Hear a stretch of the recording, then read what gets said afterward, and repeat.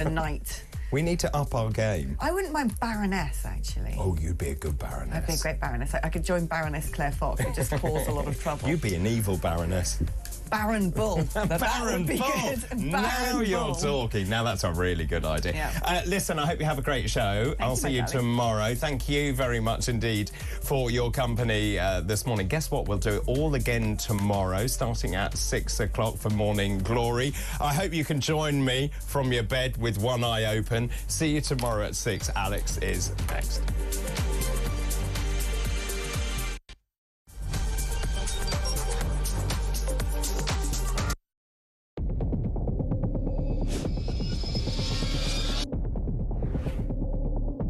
I spoke with His Majesty the King to request the and we will have a general election on the 4th of July. I have just returned from Buckingham Palace to form the next government of this great nation.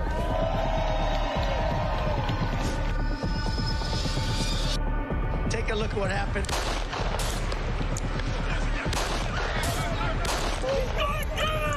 I immediately knew it was very serious, that we were under attack.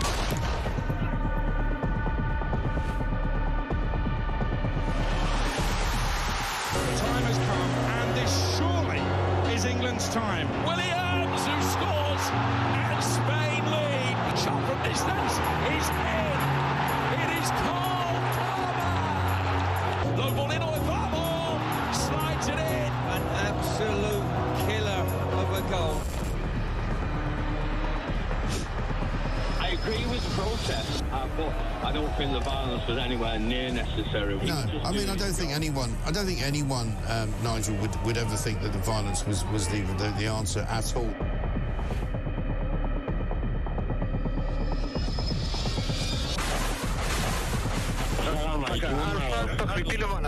אזרחי ישראל, אנחנו במלחמה.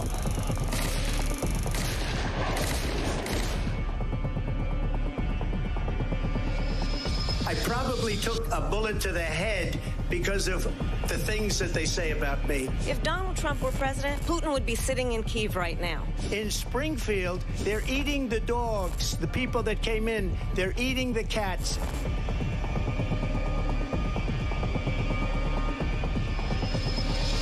Liberal left couldn't understand that this man could be anything other than the great newsreader, a man of integrity. Is it possible in any way, shape or form that Keir Starmer didn't know about these facts about the suspect in Southport? I find it extraordinary that he wouldn't know. It seems that the public is not being told the truth. No, there's nothing like an American election, I have to say. North Dakota has gone red, South Dakota's red, Texas is red. Many people have told me that God spared my life for a reason. Bloomberg UK reporting Ukraine has made the first long-range missile strike inside of Russia. Across the UK, on DAB+, on YouTube, on the app, on your mobile, the home of common sense. This is...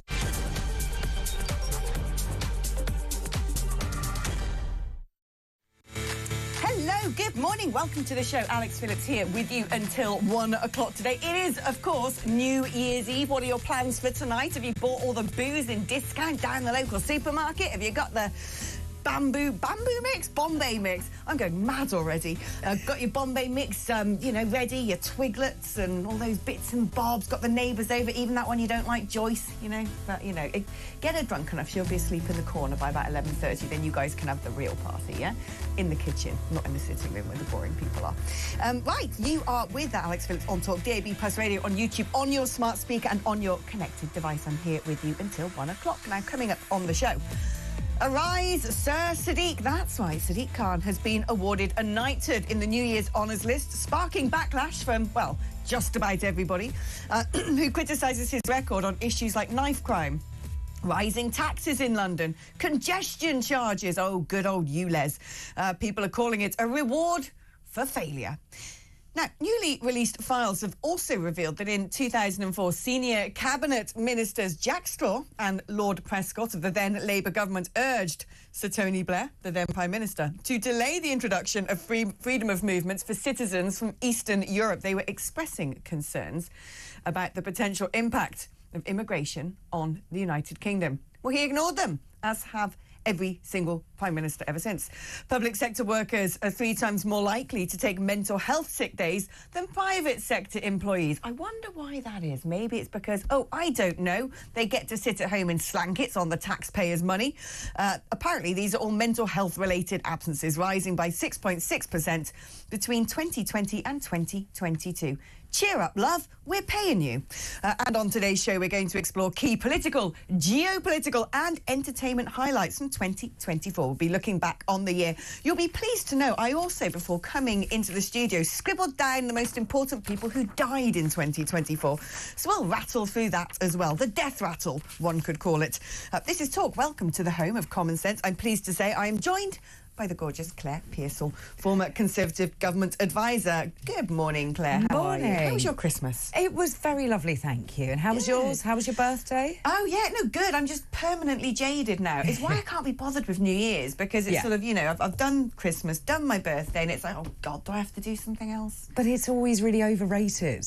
Oh, it is. Everything is more expensive. It's the one day of the year that, frankly, it doesn't make sense. You can, go to a pub any day of the year and not have to pay for it and not have to wait too long at the bar. And then all of a sudden, New Year's Eve, it's like, oh, here you go, 20 quid to just go to your local boozer. Exactly, and then you have to stand in a queue and you have to get there early because there's no transport, and living out in the countryside, forget it. You can't get anywhere. Sounds to me as well that even the things that might be slightly more enjoyable, such as, I don't know, going to a fireworks display in the great outdoors, is also a bit of a rained-on parade. Edinburgh Hogmanay has been cancelled. Apparently Scotland's going to be blasted by high winds, heavy rain and snow up there. But who would have noticed any difference? It's Scotland. They are very used to rain, wind, snow, cold.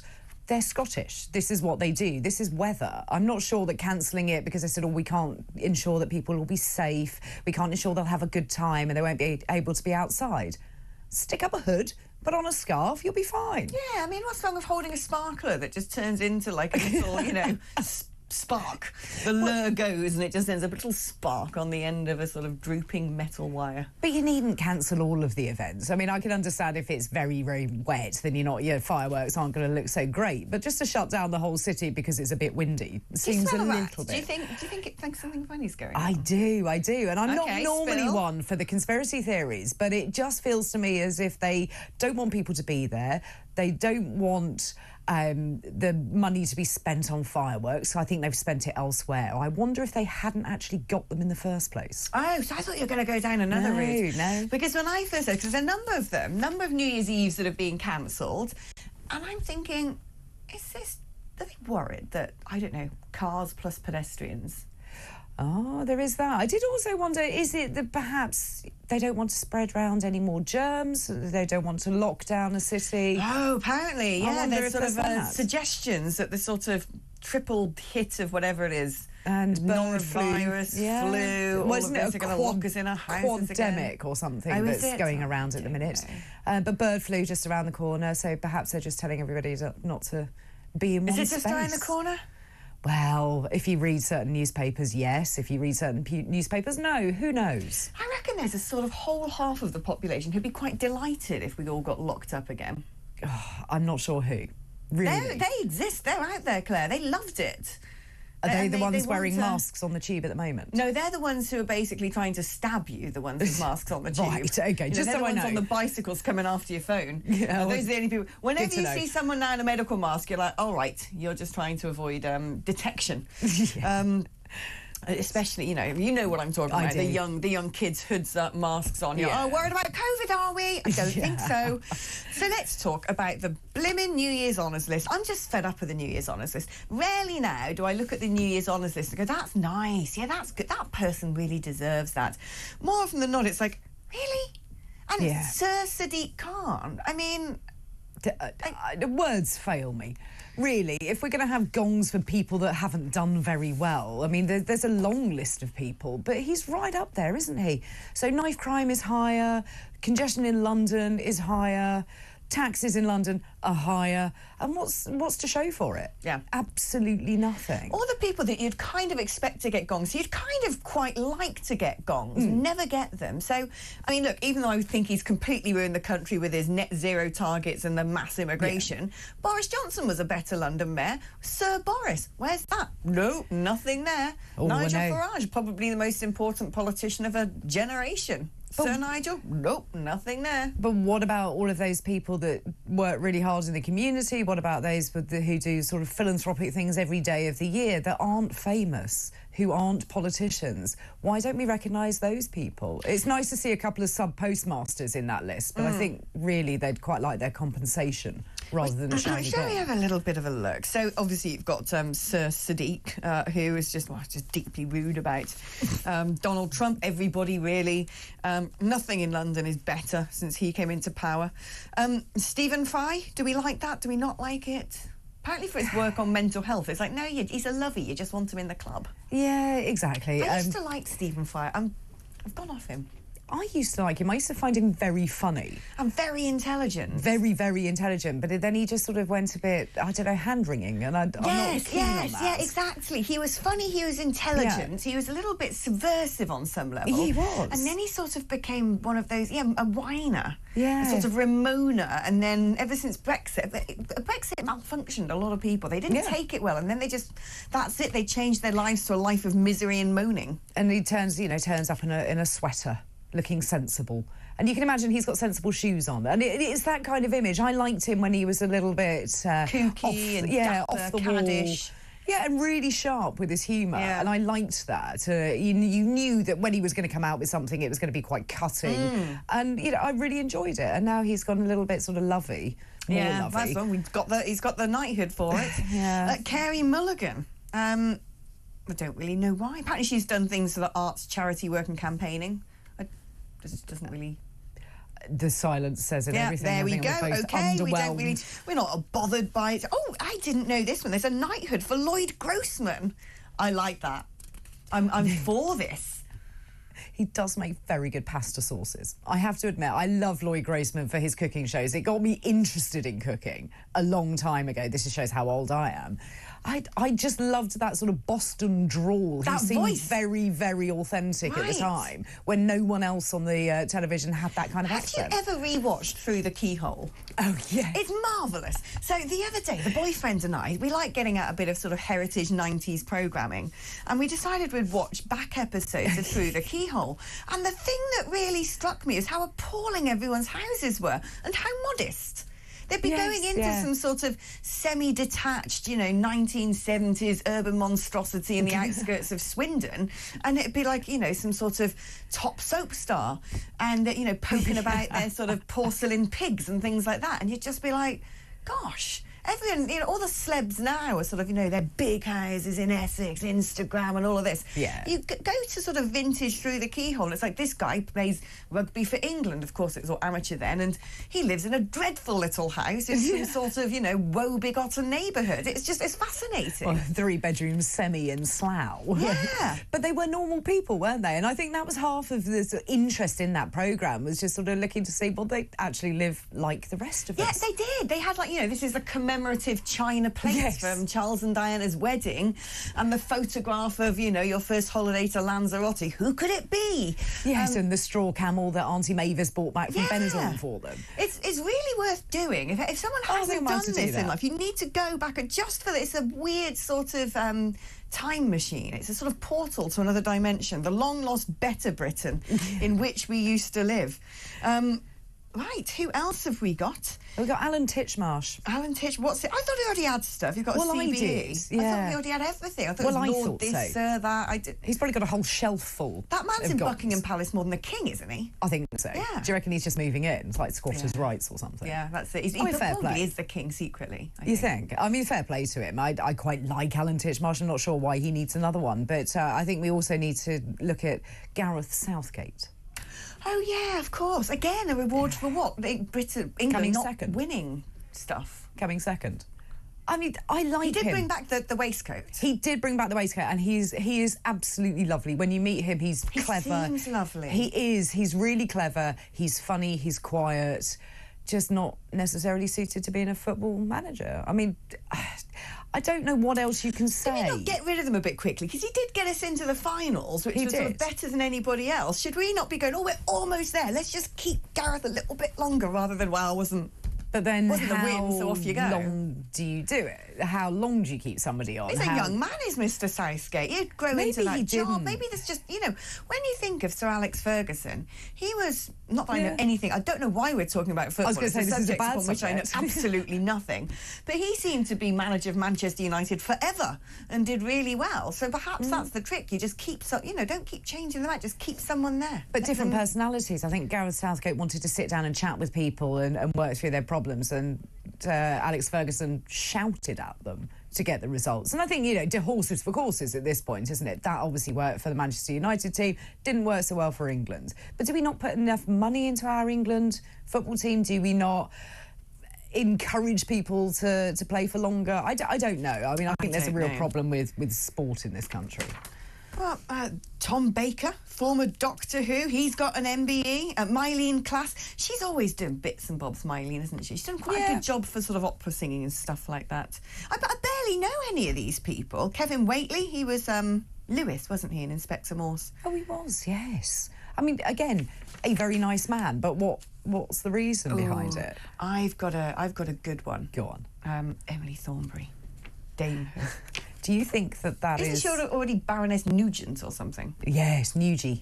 Yeah, she is. But I think that this is, I'm sorry, you're not in my cabinet, you were never going to be in my cabinet, have a damehood. Yeah, this is the woman who mocked people with the England flag, basically calling them sort of scroats and racists. It was that Get a damehood. Image from Rochester was the infamous tweet that she put out, which is not very far from where I live. And they were very proud at putting the flags out, and she took to social media to have a go. The last person you should be sort of making a dame of the realm is someone who hates the national flag and mocks the population. Yeah. And, well, that is, we haven't even got on to old Patricia Hewitt, old pedo Pat with a pie exchange, whatever it is. Let's lower the age of consent to 10. Yeah. Let's legalise incest. The fact that she was on the MI5 watch list. Right, and now she's a dame or whatever. Yeah, I know, and now she's got... The left wing always get rewarded for stuff, even though they're dreadful. Could you imagine someone on the right wing, once upon a time, advocating essentially for paedophilia to be legalised and being on the MI5 watch list? They wouldn't have a looking into politics full stop. No. Their lives and careers would be over, let alone getting access to the palace with a... Maybe a nice shiny thing. Yeah, I think also when the New Year's honours list come out, do you remember when the Conservatives were in power and put out their sort of version of the honours list, the left wing would tear each and every one of them down, but they don't have that for themselves. It's fine. You can have some failures on there. You can have some people that are on MI5 watch list. Yeah, it's fine. Don't worry about it. If it was the Conservatives, it'll be all over. We do like Andy Streets getting a night. We do. He like deserves that. We like that one. Yeah. There's been some breaking news, ladies and gentlemen. If you happen to be in the Walsall area, this will affect you because Walsall Healthcare NHS Trust has declared a critical incident over the flu quaddemic. So one assumes no more beds, ambulances queuing outside, no space in hospital, just a mess, quite frankly. Don't be ill, don't have an emergency in that area. Yeah, I mean, it's winter, isn't it? Every year, it's like NHS Trust, like, oh my goodness, it's winter, people get sick, nanas fall over on the ice and we aren't able to cope with it. It's like every single year. Yeah, so Maybe you just begs the question, what are these people supposed to do in that area if they are seriously ill? Well, let's hope they're not, basically. But there you are. Walsall Healthcare NHS Trust declares a critical incident over the flu quaddemic. This is after Wales did that yesterday. I think it was the Welsh Ambulance Trust said they had a critical incident because they were just it's hours to respond to emergency calls. And they said, basically, unless it's a heart attack, please don't phone 999. It's dreadful. But why are people going to hospital with flu? I understand it affects some people really badly if you have underlying health conditions. For the majority of people... on the sofa, under a blanket. It's the old... elderly generation. I mean, I remember when I had flu, people overused the term flu a lot. So, oh, I've got flu. Oh, I think I've got flu. Then one year I actually thought I was going to die and I had to have my boyfriend carry me to the toilet. I was so weak. I felt like I'd been beaten up by Mike Tyson. If someone had put like a bar of gold bullion on the floor right next to my bed and it just required reaching down, I'd be like, forget it. Just can't. For the majority, it's a heavy cold, but flu is nasty. You know, when you have flu, you know it's flu. And that's the first time I think in my life I've actually had proper flu. And then you suddenly go, right, I get why this is a worry if you're, in your later years in life. Now, we're going to take a short break. If you want to join the conversation, you know what to do, don't you? You have to dial this number, 03444 99 1000. It's charged at your normal rate and all that, so it doesn't really cost you anything. You can also WhatsApp me, which if you're connected to your Wi-Fi, also doesn't cost you anything. Same number, 03444 99 1000. You can also leave me a voice note on WhatsApp, should you so wish. I'll play them out if they're sensible and they don't get me into trouble. 87222 is the number to text me. Remember to write talk before your text. That way it wends its way throughout all the different studios and routers and bits and bobs we've got in Talk Towers, providing the nation with broadcasting from many different outlets. It finds its way onto the computer right in front of me here, from whence I may be able to read it out.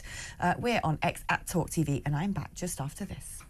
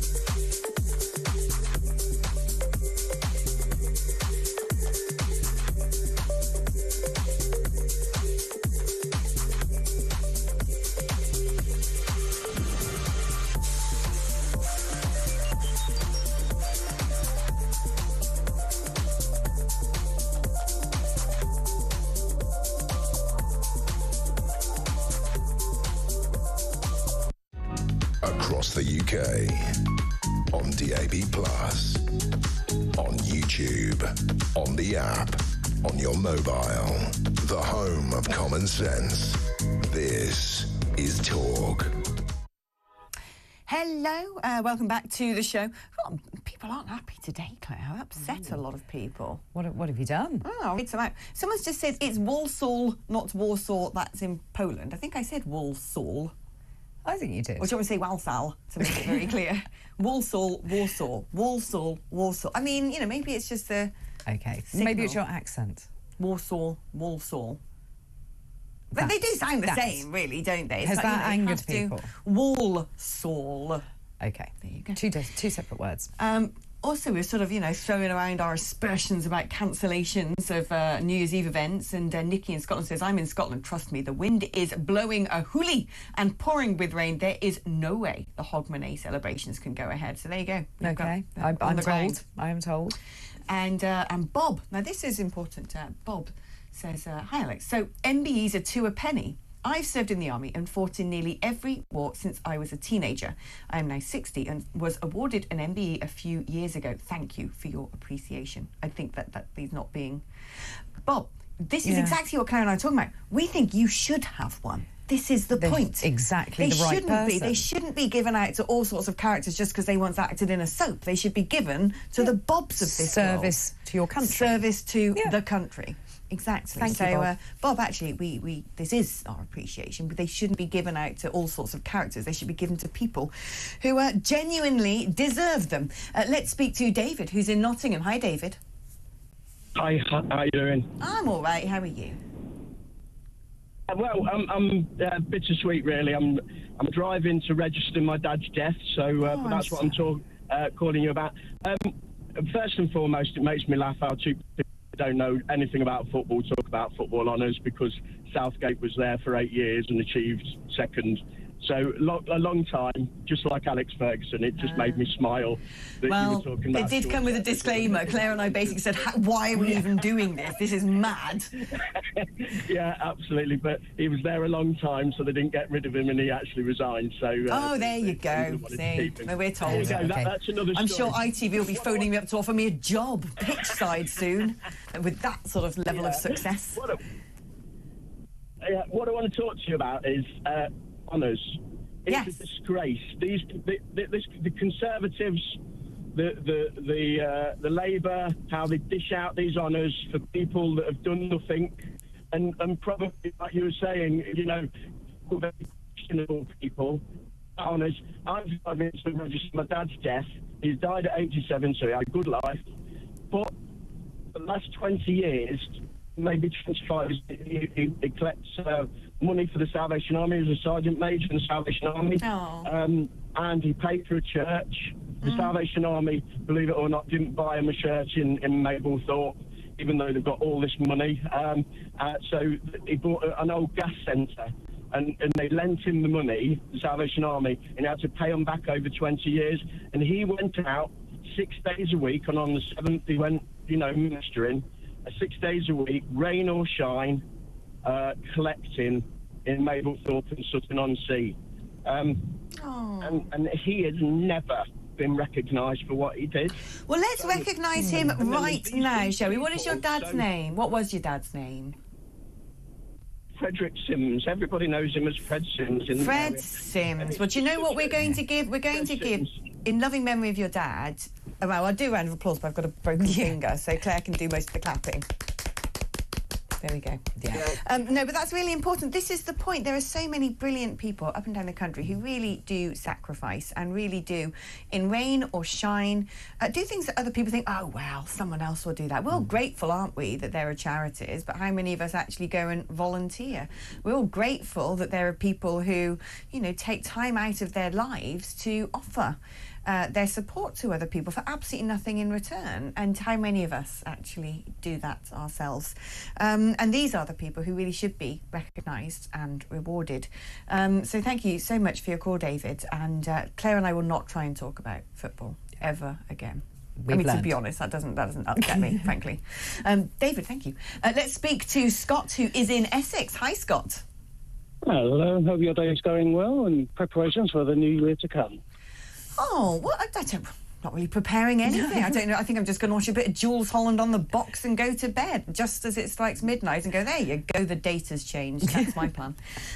What about you, Scott? I'm looking after some friends' kids, so I'm going to have a very tired and exhausted evening. Oh, how old are they? You letting them stay up till midnight? I hope not. Most of them are about 4 to about 8. There's about 10 of them. And we're going to be in a fun area, so it's lots and lots of running around.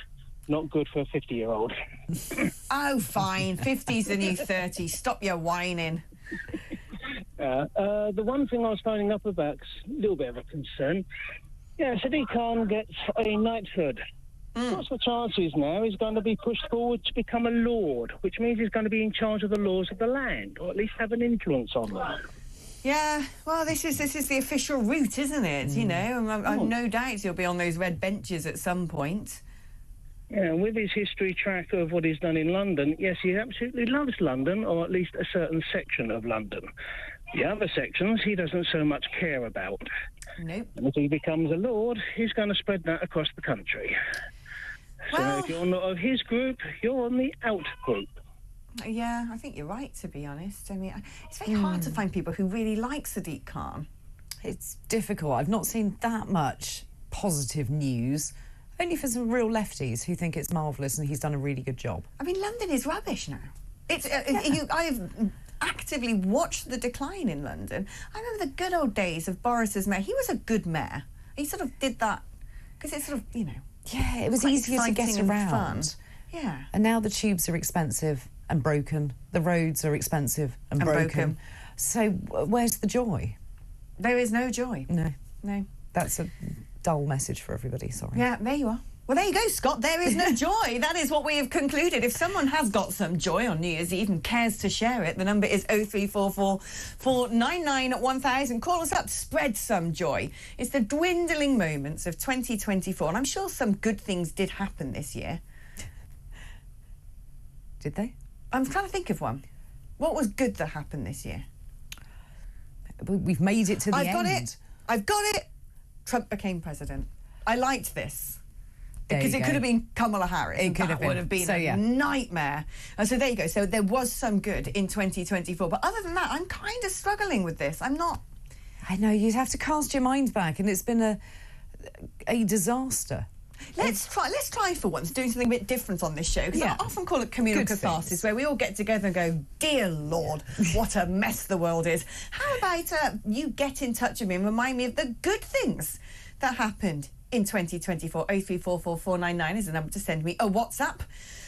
I bet you people just moan about stuff, but let's give it a go. Yeah. Let's see if people do send good stuff. 8722 is to text me, write the word talk before your text. Good stuff that happened in 2024. Good, positive, happy, joyful. You got that? We're on X at talkTV. I'm going to take a short break now, but when I come back, this is a good thing that happened in 2024. James Price.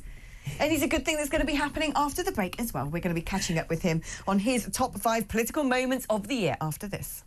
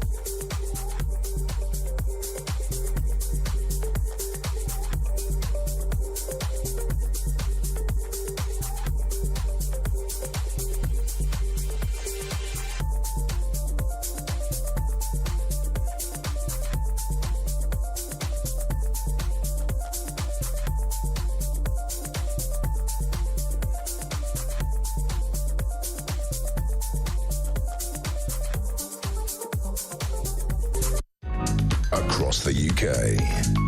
On DAB+, on YouTube, on the app, on your mobile.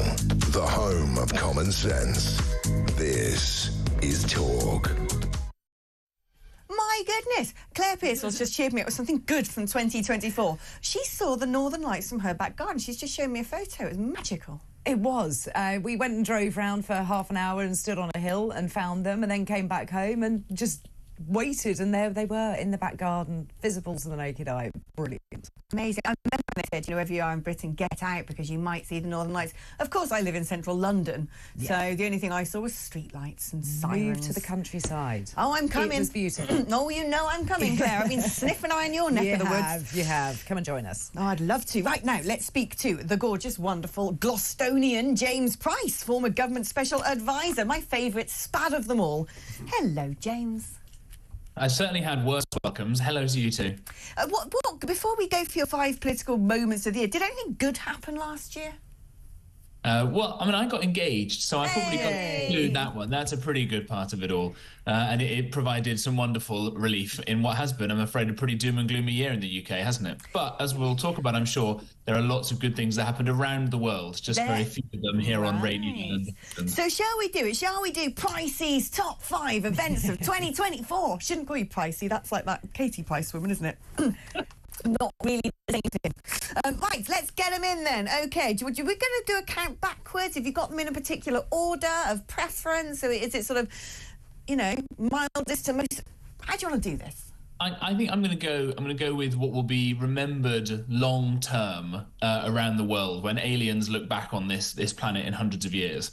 And I think we'll go for number one, probably the most wonderful, exciting thing that humanity will remember, and that really just restored, I think, huge faith in our ability as a species, was just that moment where Elon Musk's SpaceX company caught a 40-story high-sized spaceship rocket out of the sky with what I think they called a Mechazilla chopstick arms. I think that was such an amazing, inspiring, wonderful moment for humanity, right? I think that will be seen as almost like when the Wright brothers plane first took off. I think that was a beautiful, wonderful moment that just proved what humanity can do and will be the start of us moving on to being this multi-planetary species. We've just got to make sure that when humanity does move out into the stars and start taking over other planets and spreading these things, that we leave the defunct, horrible ideologies of the past like communism here on Earth and don't infect the solar system with it. Can't we? See, I've had a little look at Mars and that rover and stuff, which is a cool thing, but it doesn't really look like... It looks a bit more boring than Dubai. I'm not sure I want to go there, really. I think it will be a staging post as we keep going off. And I think that as people need to be inspired by great things that can happen, I think that this is the start of that. And people like Musk and Jeff Bezos as well, the guy who founded Amazon and ran it so well for so long, is now also really excited into building all these things that go off into space. And in 50 years' time, when you start seeing more exciting stuff up and out there, that will actually provide a lot of things for the rest of humanity down here. Well, and as costs come down and we all start taking holidays to the moon, I think we'll start to realize the endless potential of our species if we stop, again, going with stupid ideas from the past and embrace the potential of our future. I love space exploration. I love innovation. I love a bit of science. And I like the word Mechazilla. Who wouldn't? I thought that actually was the name of Jeff Bezos' wife, but, apparently not. But it's interesting let's see what happens with, going to space versus net zero, because I'm pretty sure that those two agendas are going to clash at some point. But I have a feeling that Elon Musk will win that battle. I like that. It's brilliant. It's great. It's a strong choice. So, boom, there we go. James Price's first political moment of the year. You're next, please, sir. I think the next one has got to be when, as others have described it, the two timelines of the world diverged. That moment where Donald Trump, at a rally in Pennsylvania, at the last possible moment, turned his head to look at a graph that he'd put up on the wall, and in so doing suffered a grazed ear rather than a successful assassination attempt. And in that moment, everybody who'd called him a coward and weak and all these sorts of things, when this bloke is bundled to the floor by the Secret Service and is hearing gunshots going off and hearing screams of people behind him, doesn't know what's happening, managed to pull himself to his feet, throw his fist up in the air and shout, fight, fight, like that led that great kind of inspirational victory that he went on to go and do, and inspired a lot of people like Elon Musk and lots of other people as well, not just Musk, but lots of other tech bros and more mainstream figures as time went on to come out for Trump. I think that's been a fork in the road moment. You know, if Trump had been shot there, can you imagine the kind of turmoil the United States would be in? And we all know, of course, when the United States sneezes, the rest of the world catches a cold. What would have happened if Trump had been killed? It would have been a disaster. It was, to me, one of the most iconic moments in all of history. I was watching television at the time when the news broke, and at first, the enormity of it didn't really strike me, because it's like someone seems to have attempted to fire shots at the president and it didn't kill him. And I thought, well, this is bad, I'm going to watch this develop. Then all of a sudden it just happened. I just suddenly went, oh my gosh, like, that is mad. Absolutely insane. And his response to it, when his shoe fell off and the forces trying to get him out of the way and get him off the stage, he was like insistent that he put his shoe back on. I was like, I love that man. It really was a moment that I think people went from, well, he's a bit of an oddball and I'm not sure, to, if you're our way inclined, let's say, to go, no, this is the guy who should lead the free world. That is leadership. A brilliant choice. Okay, number 3, James Price. Well, speaking of great and radical leadership, I think the success of Argentina's libertarian, tax-cutting, regulation-killing, chainsaw-wielding new president, Javier Milei, is number 3 for me. It may not be considered as epochal as humanity reaching out to the stars, but given what Argentina, the state that it had been in, given it had gone from being one of the wealthiest and happiest and nicest places in the world at the start of the last century, to being such an utter basket case all through self-imposed bad policy decisions, terrible inflation, terrible government corruption and spending money to buy votes, and the country just falling down and down and down. To have this bloke come along who everyone said was dangerous, and they called him far they always do, don't they? before. Yeah. The things that he's managed to do has had a lot of people having to eat humble pie, eat their hats, eat their words. And it's an amazing thing for Argentina, and it will hopefully inspire us in the UK, us in sclerotic Europe and around the world, that low taxes, letting people keep more of their own money, more of their own, frankly, freedom to choose what they want to do, grow your businesses, all these sorts of things, get the government out of the way with a chainsaw if you have to, leads to prosperity for everybody. Oh, fighting talk there. But you're right. He just basically, there's that amazing video during the campaign where he had on some sort of board all these different government departments on bits of paper pinned to this board, and he was just ripping getting rid of that, getting rid of that. If you just look at the size of the cabinet now, once upon a time it was good enough to have like a Home Secretary, a Foreign Secretary, someone for health and education, and that's about it. Now you've got, secretaries of, I don't know, like cat care and things. It's just like, what are you doing? We don't need all these positions. We don't need 2/3 of the civil service can jog on. I think we need to Milei-fy Britain, and I love that one. Okay, number 4, please, Price. Right, well, I've had all the positivity so far. I think now this is the we're getting into doom and gloom, but with a positive spin perhaps on it. I think that 2024 is probably the year that everybody has realized that we can no longer hide from the pernicious negative effects across Europe and America of mass migration. I think the Trump victory proves that the sheer numbers of people who crossed over their southern border, and it was not any longer just hardworking Mexicans who, share basically a common religion and outlook on the world, and therefore actually a lot of them could assimilate quite effectively. It was people from all around the world. It was known terrorists crossing over. And of course, we've been having our own version of that, as you can see on the screen now, some people, the small boats crisis continuing, Labour not smashing the gang. So it's now a bipartisan issue here, and of course it's a massive issue right across Europe as well. And one of the few leaders who's been successful in Europe this year is Giorgia Meloni, the Prime Minister of We love and she's done basically everything she possibly can and under the law to reduce immigration. Still not enough. and the ECHR is holding her back. You've got elections coming up next year in Germany, and the CDU, who were the party of Angela Merkel, a woman who, far from being an inspiration, I think I've said before, she's lucky that the bar for worst ever German leader is as high as it is.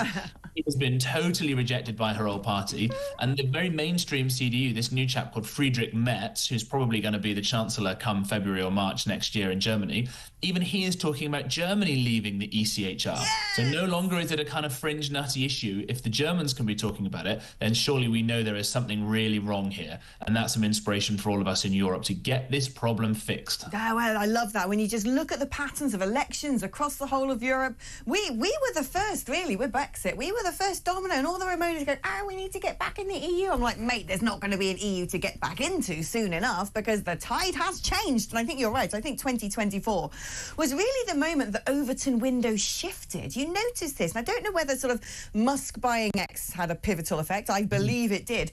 But conversation around topics such as migration has totally changed.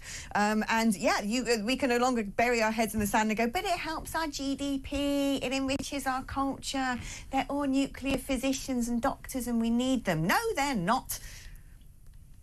Now, very quickly, because I've got Alicia moaning for you to go to an ad break in my ear. So give me your fifth, Price. Right, well, it's a sad one as well in some ways, because it was the Conservatives losing as catastrophically as they did, and Labour not winning with any enthusiasm whatsoever. So I think what 2024 presents itself is an opportunity for the right in the UK, the centre-right, whatever you want to call it, to find a way forward and reunify in some way, shape or form, whether that's Kemi leading a great resurgence for the Conservatives, whether it's Farage completely cannibalising the Conservative Party, or some kind of fusion of the two, either before or after an election.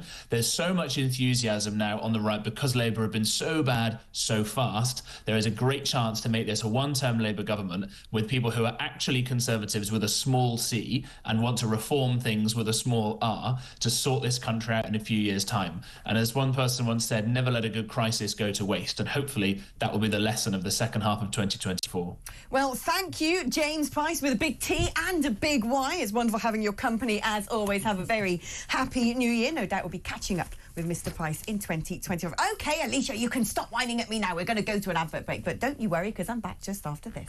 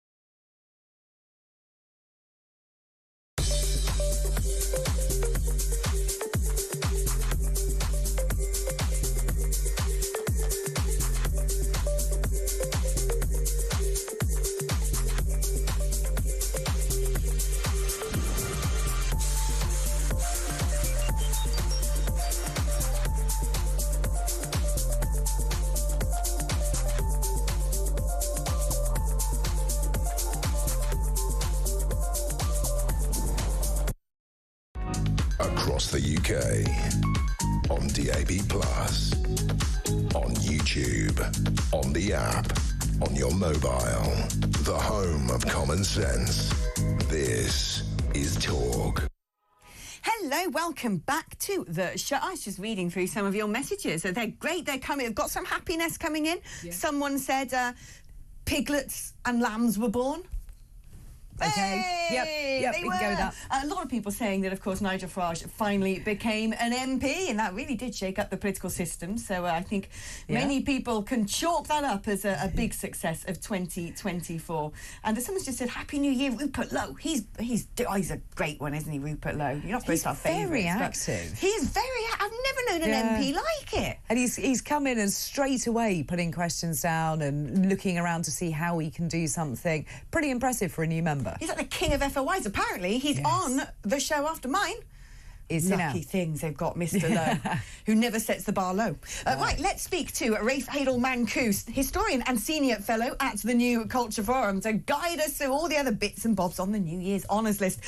Rafe, welcome to the show. Now, before we talk about New Year's honours, I just want to raise a small topic of something I saw on X, because I'm pretty sure that that I saw a picture of a suitcase full of gins and tonics and cigars. Yes, well, greetings from Calcutta, where I'm spending New Year's Eve under the palm trees of the Tollygunge Club. A bit of an escape from an otherwise bleak period in Britain. So I've got the essentials, got my gin and tonic, actually, right next to me. Gin and tonic from... It's called Indian tonic water, for crying out loud. Can you not get it in Calcutta?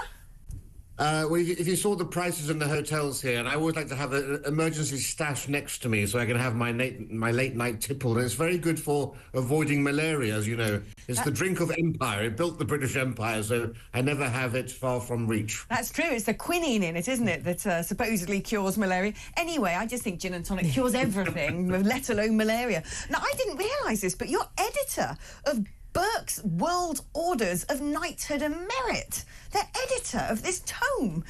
I don't know where to begin with this revelation. This is amazing. Why don't you have a sir or a lord or a baron or something?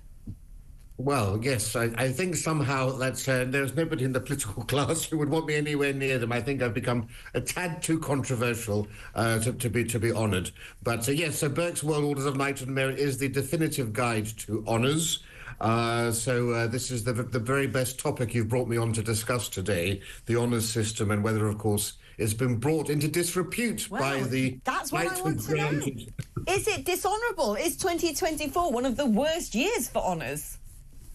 Well, you know, it's very difficult to defend some of the knighthoods that we've seen, but we need to defend the honours system as a whole, because, of course, there are more than 3,000 honours granted every year, and the vast majority of those go to the unsung heroes of Britain, people who run soup kitchens, volunteers who make up the backbone of Britain's civil society, and also scientists, people in education, headmasters and so forth.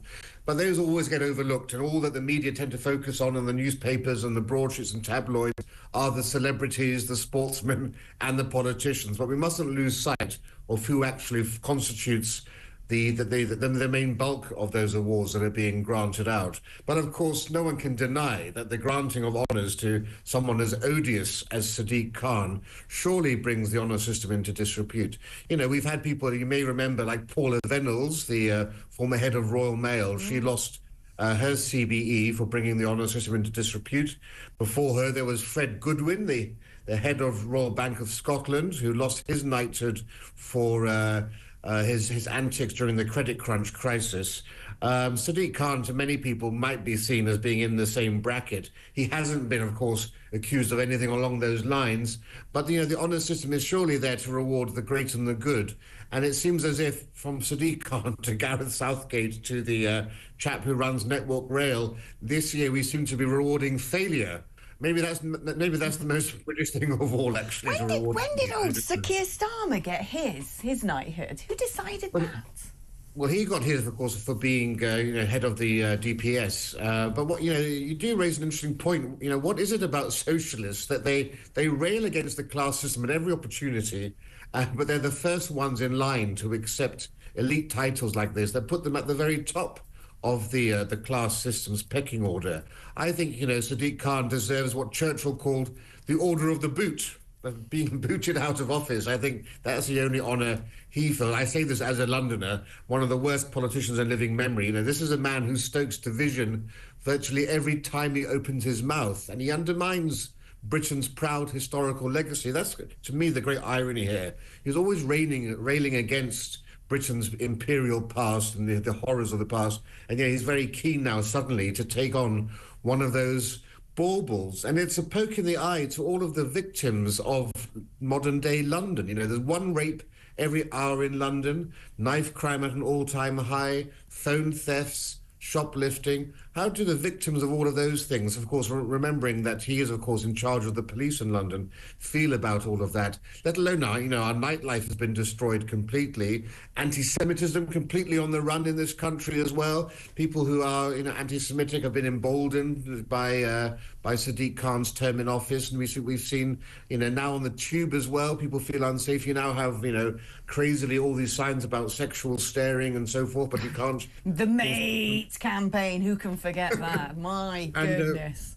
And when, of course, Sadiq Khan put out these videos about misogyny and so forth, miraculously, the villain is always a white male, and he's being told to calm down by his ethnic minority comrades, where, of course, I'm sure if you actually looked at the data, you might find that things are rather different in reality. Oh, what data? They keep that one hidden, don't they? Lived experience, as the left would say, as I like to call it. And are there now more honours given than ever before? Was it, is there a sort of set number every single year that, right, you get to pick 10 people, that's it, or is it sort of an endless opportunity? Well, as I said, there are around 3,000 honours every year, divided into the New Year's honours list and the King's birthday list. And then, of course, if a Prime Minister resigns, he gets his own, usually even more notorious and controversial, resignation honours list that occurs. But actually, the honours system has been cleared up very much. So, there are these committees. There's a science committee, a business committee, education, sports, and they're very pucker. I think the problem what we have here is that, of course, the Prime Minister and number 10 are still involved in some of these appointments, and there's a very good argument to be made, particularly after these announcements, to remove the Prime Minister completely from this and have another independent committee overseeing political appointments, because quite frankly, these sorts of things do make people question the honours system, because most people don't really understand much about the honours system. But it should be said, no longer do you get automatic gongs like you used to get in the old days. So there are ambassadors to quite major countries in the world that aren't knights.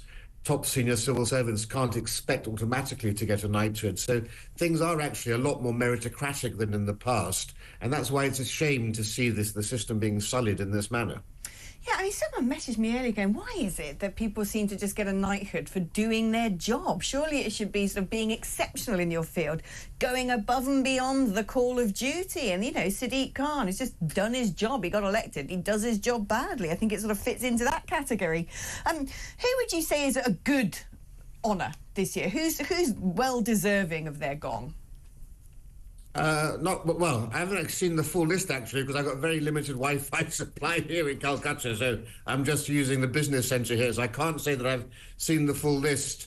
But, say what you want to about Stephen Fry. He's a very divisive character as well. I think, given his numerous charitable commitments that he's done in his life beyond the field of entertainment, that's one of the things. A lot of people who you think are being rewarded for entertainment have actually been rewarded for other things. Roger Moore, for example, he got his knighthood not for acting. He always said only his eyebrow was the only part of him able to act, but for his work for UNICEF and so forth. And so it is, as you say, when people do things beyond their main job, that's when they get recognition.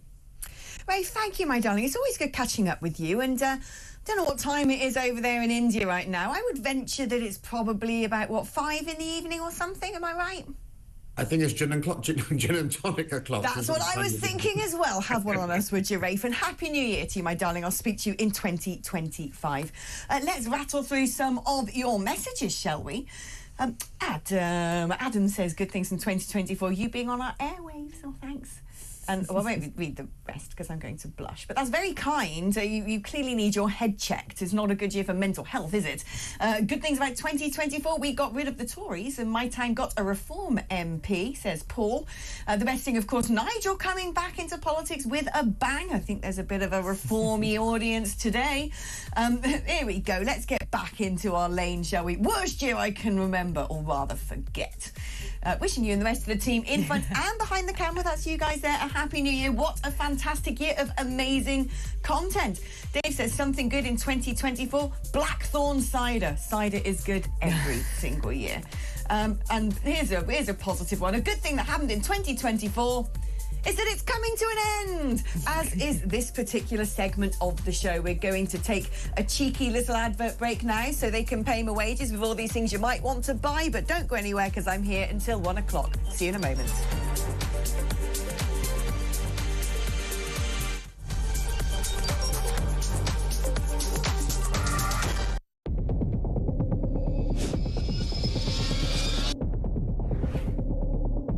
I spoke with His Majesty the King to request the dissolution of Parliament, and we will have a general election on the 4th of July. I have just returned from Buckingham Palace to form the next government of this great nation.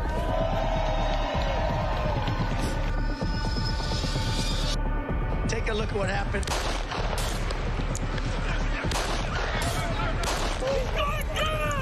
I immediately knew it was very serious, that we were under attack.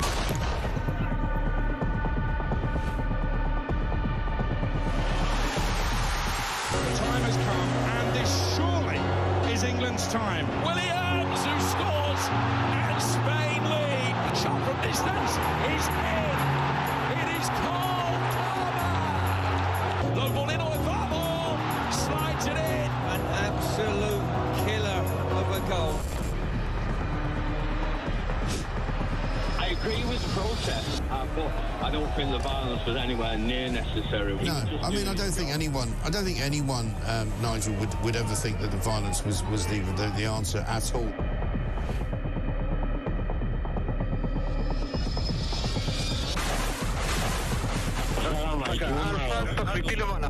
אזרחי ישראל, אנחנו במלחמה.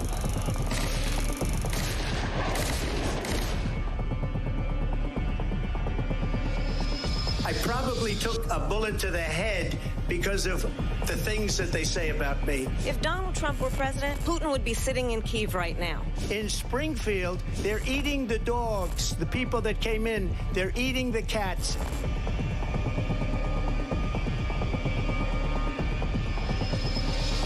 Liberal left couldn't understand that this man could be anything other than the great newsreader, man of integrity. Is it possible in any way, shape or form that Keir Starmer didn't know about these facts about the suspect in Southport? I find it extraordinary that he wouldn't know. It seems that the public is not being told the truth. No, there's nothing like an American election, I have to say. North Dakota has gone red, South Dakota's red, Texas is red. Many people have told me that God spared my life for a reason.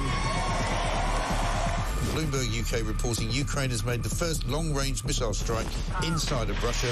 These are the missiles. Across the UK, on DAB+, on YouTube, on the app, on your mobile, the home of common sense. This is Talk.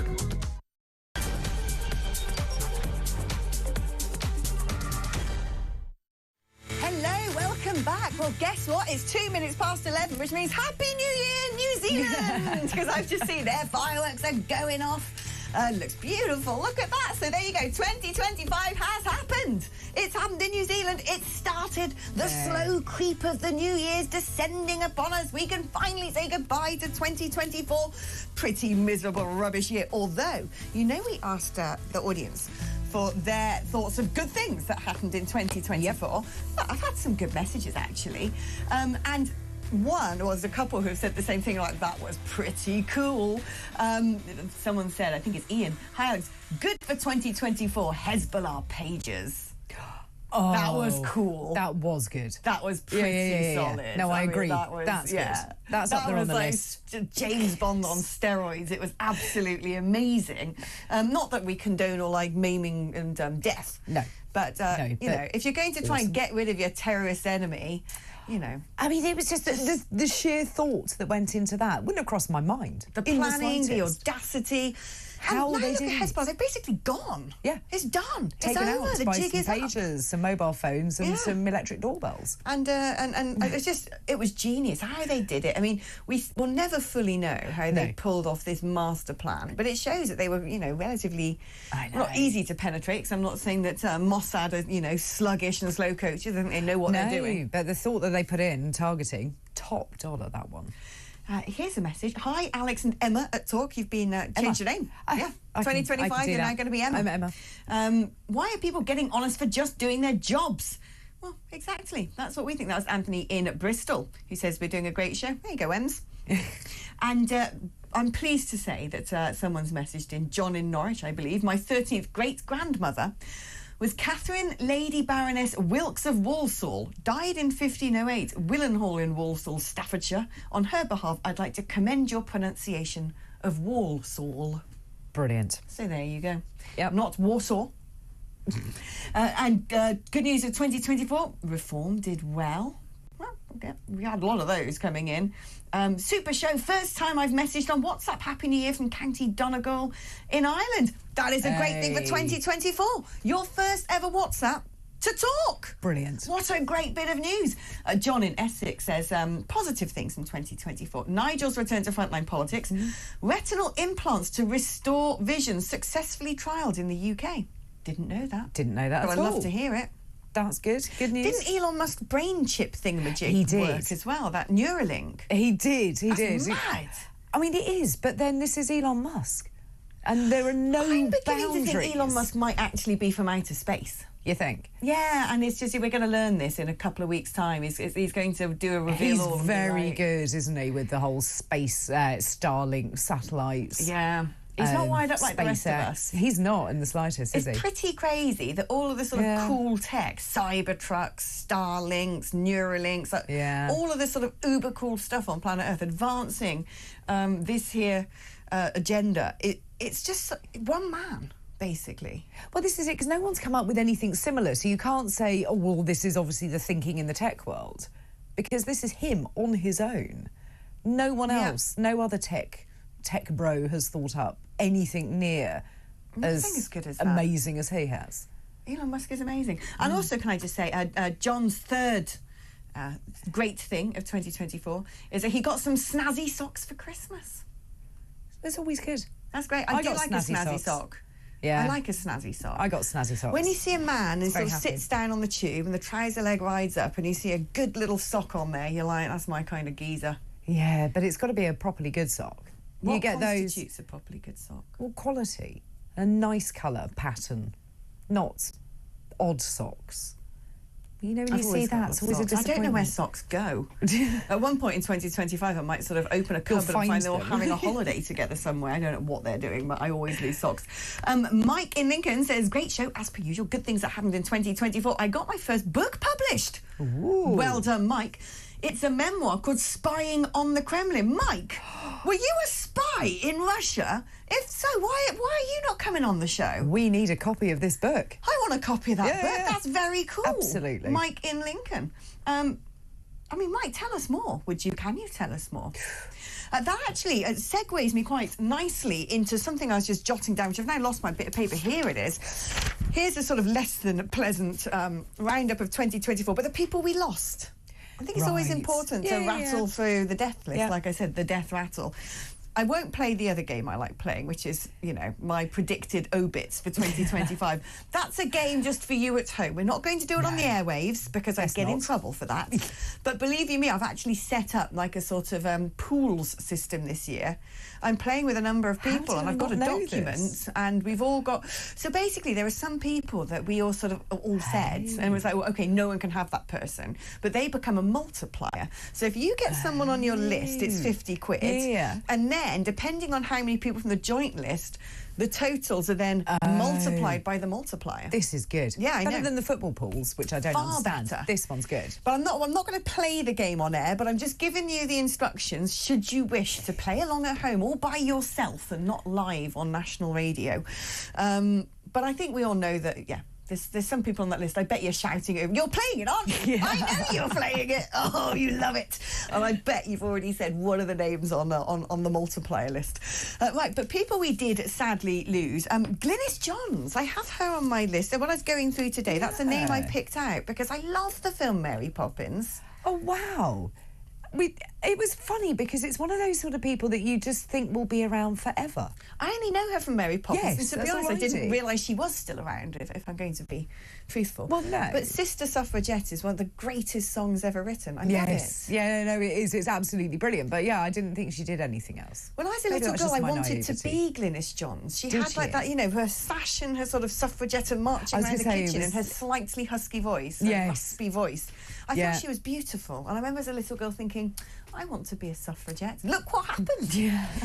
Not far off, some might say. Steve Wright, of course, the legend of the airwaves. That was very, very sad. I was going to say that the spying on the Kremlin reminded me of this list because Alexei Navalny, of course, that was a fairly big geopolitical event. Yes, it was, wasn't it? Dave Myers of the Hairy Bikers. See, now that was really sad. You would just expect to see them on TV at Christmas. The Hairy Bikers making good Christmas food. Doesn't work as Hairy Biker, does it? No, it doesn't. You need the pair of them. You need the pair. Yeah, they were great. And poor Cy. I mean, it's just heartbreaking. There was a real friendship there. It's proper sort of genuine love and bromance, and that was so edifying. O.J. Simpson, bye. I was going to say, is anybody mourning that one? No one's mourning that. No. Now, this is a story that captivated the nation for days and days on end. We were all sort of, hoping, praying for news and information. Was Michael Mosley, of course. Yes. When Michael Mosley went missing on the Greek island. That's right. Yeah. That's right, yeah. And we were all like, where did he go? What bizarre. route did he take? Has anyone seen it? And we were hoping somehow, with all of his sort of life tips, that he'd have survival skills. I think what was so tragic is when you see that he had managed to get to Shade by that resort. Yeah, and he wasn't far away. He knew he had found somewhere finally where people could find him, and he did the right thing. He went down the mountain and was found by the wall in the shade. And you wonder how long that he had been there, and perhaps, perhaps he'd been there with enough time for someone. He must have been if he managed to get down there. He must have been there. But he was so close, and it makes you wonder, why didn't anybody come along? It was really sad. And the nation didn't realise how much they loved Michael Mosley until that moment. It's one of those things you go, my God, that guy has worked so hard and so positive and happy. He was an absolute legend. Don't know what you've got till you've lost it. Yeah, he's gone upstairs, though. We know that. John Anderson, Gladiators came back last year, which was a great thing of 2024 because I love it. No. But without John Anderson... Well, no, I'll give you that. Whistle. Yeah, no, I'll give you that, but it's not my kind of show. Now, the other sort of strange, cryptic death, really, was Mike Lynch on the boat, on the yacht. That was weird. Bayesian, yes. is it called? Yeah, no, that was weird. There have been a few deaths like that, though, where you just sort of wonder what on earth is going on. Alicia's just said, wait for the Netflix documentary. There isn't one. Alicia, you can't tell me lies in my ear while I'm talking. Unless she's written it. That's what you're doing in your spare time, isn't it? Can I just say, Alicia is on fire. She's basically set up the whole show tomorrow while sitting there producing it. I think she's... Because she's awesome. She's properly awesome. She is awesome. I wind her up a lot and I pretend that she's my second favourite. But she can take that. She takes it. She knows.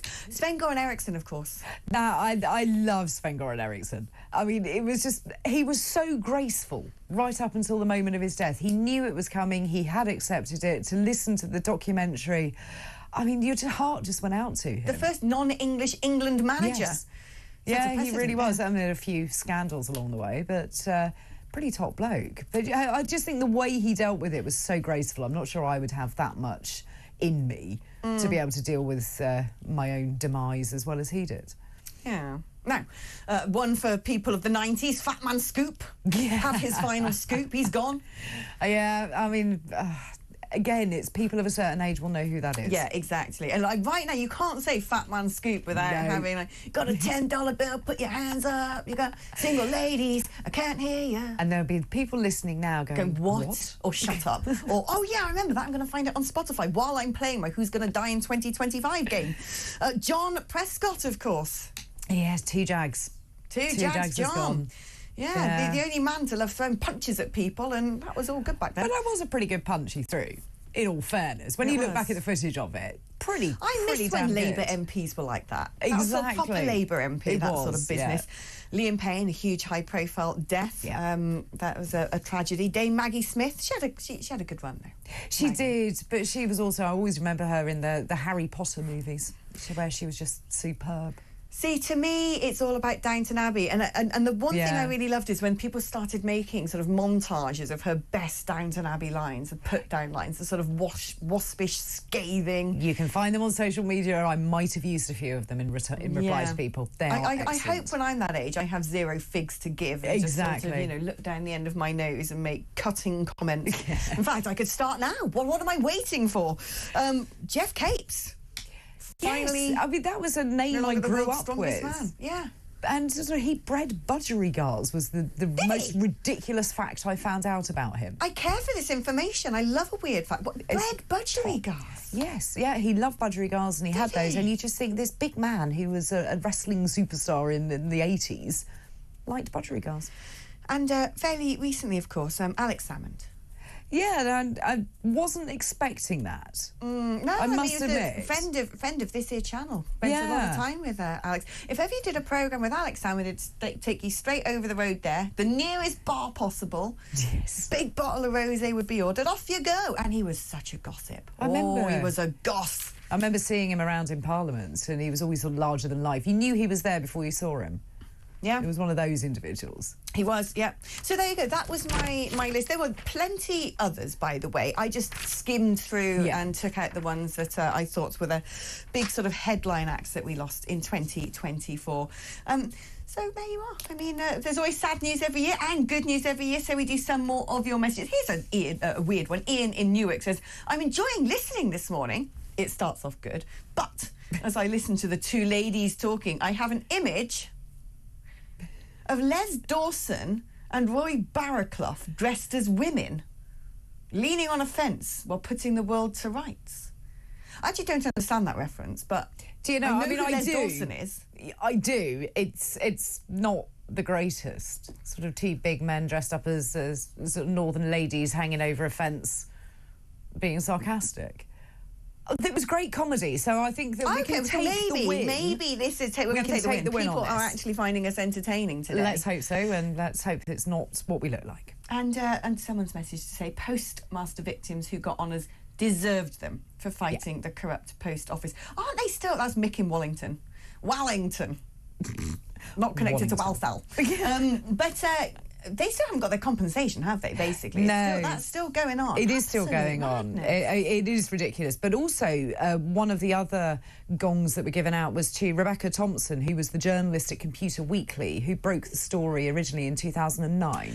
So she's been recognised, and I think that is superb. That's important, because I remember this story being in papers, usually hidden away on page 7, page 8. It was a little very update complicated here and there. And people, it did seem complicated. Yeah. And then, thank goodness, actually, for ITV making the drama, because suddenly people went, this is utterly dreadful. Yeah. But what a travesty. Journalists looking into this, I know Private Eye had done it, Computer Weekly had done it for years and years, saying this is really important, and we all went, but I don't understand. It's got a computer. Innocent people being banged up for something they never did en masse. I mean, it's absolutely insane. It's like the stuff of a banana republic. The denial from the post office. This is why Sir Ed Davey, because he was Post Office Minister at the time, wasn't he? I reckon this is why he spent the entire general election campaign on obstacle courses, jumping about in Lidos and on, falling off jet skis, because that way no one could get close enough to actually hold him accountable for anything. You think that's why you went on a massive slip and slide and fell into a lake? But this is my argument, frankly, with the way everything seems to work in this country. On the left,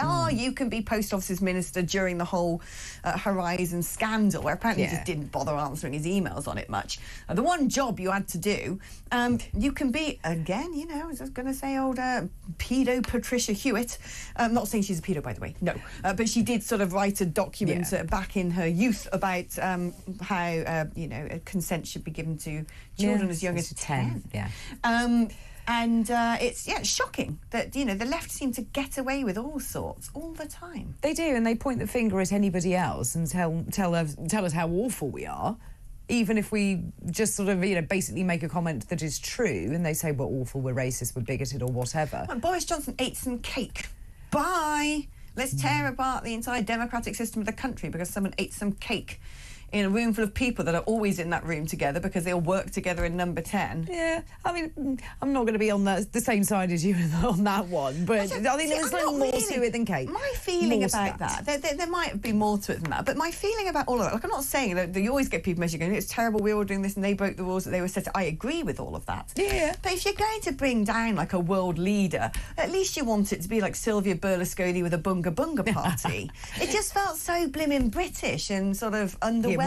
It was, yeah. So tea and cake is the ultimate British thing. It wasn't sort of bottles of champagne and it's a like bunga warm bunga party. Prosecco and a sort of petrol station sandwich or something. It's just very depressing that that's the worst we've got. And the same attention was not paid to Keir Starmer and his curry night antics. No. That was all brushed under the carpet. Oh, yeah. Isn't it always? Yeah. Right, we're going to take another break now, but don't go anywhere, because after the break, we're going to be rounding up the top 4. I don't know why he hasn't come up with 5. Maybe we can come up with one extra one for him. Top 4 geopolitical moments of the year with the one and only Big Phil, Philip Ingram, former senior military intelligence officer, after this.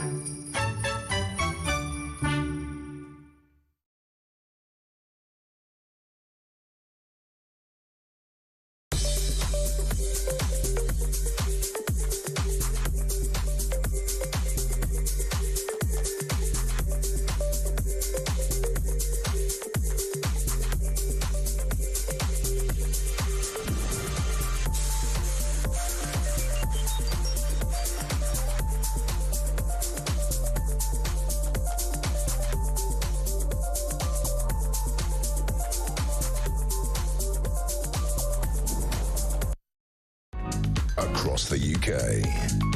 On DAB+, on YouTube, on the app, on your mobile. The home of common sense. This is Talk. Hello, welcome back to the show. I just did something quite wicked. I've been messaging the other half and he hasn't replied. And I'm like, is he still asleep? It's possible. So I've just been phoning him during the advert break to see if I can raise him from his slumber. Lazy bones. No, he's probably just busy. He's rubbish with phones. But you never know with him. No, you don't. Men are like that. They Give have them that half ability. the chance. Yeah. Give them half the chance. They stay awake to 3 a.m. for absolutely no reason. Exactly, no reason exactly. whatsoever, and then sleep in. Duvet over the head, job done. I can't do that. It gets to about midnight, I'm like, that's it, I'm off to bed. I can't. Yeah. Anything past 1 o'clock is grotesque. Yeah. And then it is. But then we're used to getting up early, aren't we, I suppose? Right, even if I did go to bed about 4 o'clock in the morning, I'll wake up at 5, because that is every morning, 5 o'clock. Oh. I then try and go back to sleep. It's a game I play. No, I can't go back to sleep. Once I'm awake, I'm awake. I know. That's the really depressing thing. So if it's 5 in the morning, it's like, OK, I'll have to find something to do. Yeah, I'm beginning to think what I need to do is just go to bed even earlier. As I wake up at 5 a.m. every day, I'm just going to have to go to bed at 10. I was going to say, tonight, that's 9:30. You're in bed. Happy New Year. Yeah. Not going to bother. Let's speak now to Big Philip Ingram, former senior military intelligence officer, and get his geopolitics roundup of the year. Hiya, Philip. Hi, Alex. I've had to get out of bed to come and talk to you. It's terrible. I bet that's not even a lie, is it? No comment. Yeah, you see. So why have you only got 4 on your list here? Have you got 5 for us, or is 4 the sort of number because it's 2024? Oh well, no. I have 5 on my list. I'm fairly certain I had 5 on my list. Yes, I definitely had 5 on my list. All right, well, Alicia, you've missed number 5 then. That's Alicia's fault. She just came in. She was so happy during the advert break because we were singing her praises, and she came in and went, oh, can you do that again, please? No, you're rubbish. Let's go for it. Philip, She's brilliant at bringing the tea in. She is brilliant. She's very good at tea making. In fact, no, that's James Oxford, as I call him, who's on tea duties today, amongst other things. Let's go for the big geopolitics events of 2024. What is coming in at number 5? Well, number 5, which way do you want me to start? Oh, well, I don't know. It's your list. You get to decide how you want it. You can start at number 3 if you like and work around. 2024 was the year of elections, and that's one of the biggest things. There's over 60 major elections across the world. You're starting off at the beginning of the year with Vladimir Putin. Of course, it was a very close-run thing, him being re-elected as president of Russia, and you're ending up at the end of the year with Donald Trump being voted back into the White House. And we thought that was going to be the end of it, but we've got 2 major elections coming up in 2025 with the collapse of the German government and the French government in real trouble because they have to wait another 7 or 8 months before legally they're allowed to have another election. And the big thing about elections is it creates an opportunity for the disinformation campaigns that we see out of those states that pre-decide their elections before they hold them, those disinformation campaigns to create disruption across the world. And 2024 was that year of disruption where internal politics affected geopolitical decision-making, especially when it came to the United States and Ukraine. It's a good one. It was very election-y in 2024. Unfortunately for us as well, it was election-y. OK, give me your next one, Big Phil. Well, next one has to be, I mentioned Ukraine, it has to be Putin versus the world. And if you'd asked me in 2023 with what Putin had done in Ukraine and what my influences were, it was Putin versus the world was the only one. But, his operation in Ukraine, his special military operation, as he likes to try and call it, is... no matter what the commentators are saying, is hitting the stops. The Russians are making tactical gains in the east of Ukraine, but you don't win this sort of war through tactical gains. We have to remember, and I've said this a number of times, the Americans won every tactical operation that they fought in the Vietnam War. They didn't win the conflict. And this is where the Ukrainians pulled a masterpiece out this year with their incursion into Kursk, taking the fight into Russia, taking the fight to the Russian people, where they became more aware of what was going on. And they continue with special operations executive type activities across Russia. Only last night, a railway locomotive just outside Moscow, the engine caught fire and was burning. Russian railway systems are being disrupted by special operations executive operatives blowing up railway lines and control boxes and various other things. We're seeing drone attacks against Russian economic infrastructure, in particular their oil refineries and everything else, and attacking Russian military targets across Russia, thousands of kilometers away from Ukraine. And it's at that operational level it'll set the conditions for a strategic discussion that will bring the conflict to an end. But I don't think that's going to happen necessarily through 2025. Ah, well, interesting. I was going to ask you that question. You've answered it in advance. OK, what is the next one on the list? Well, the next one is effectively the Middle East, or Israel in the Middle East. We had, Israel's operation into Gaza after the horrific attacks on 7th of October. And what Israel has been doing has been forced to expand its operation into southern Lebanon to deal with the Iranian threat, to deal with the threat coming from the Houthis, and now into Syria. So the Middle East, instead of becoming more stable with what's going on and being focused on one little bit, the Israel-Gaza war, as Netanyahu refers to it as, it's now becoming much more regional, and the potential for instability remains. The big thing at the moment is the HTS group pushing Bashar al-Assad out of Syria. That reducing Russia's influence in Syria and therefore potentially Russia's influence across the whole of the Middle East has got large geopolitical implications. But any grouping, no matter what they promise overtly when taking over a country like Syria, what actually happens in the end might be something completely different, as we saw in Afghanistan with the Taliban, who said, oh, don't worry, we've changed, we're going to be nice people now. Well, they're more hardline than they were beforehand, and of course Libya hasn't settled down since then. So the Middle East through 2025 is another area of, I would describe as, increasing instability rather than becoming more stable. And that brings us on to number 4 on the list?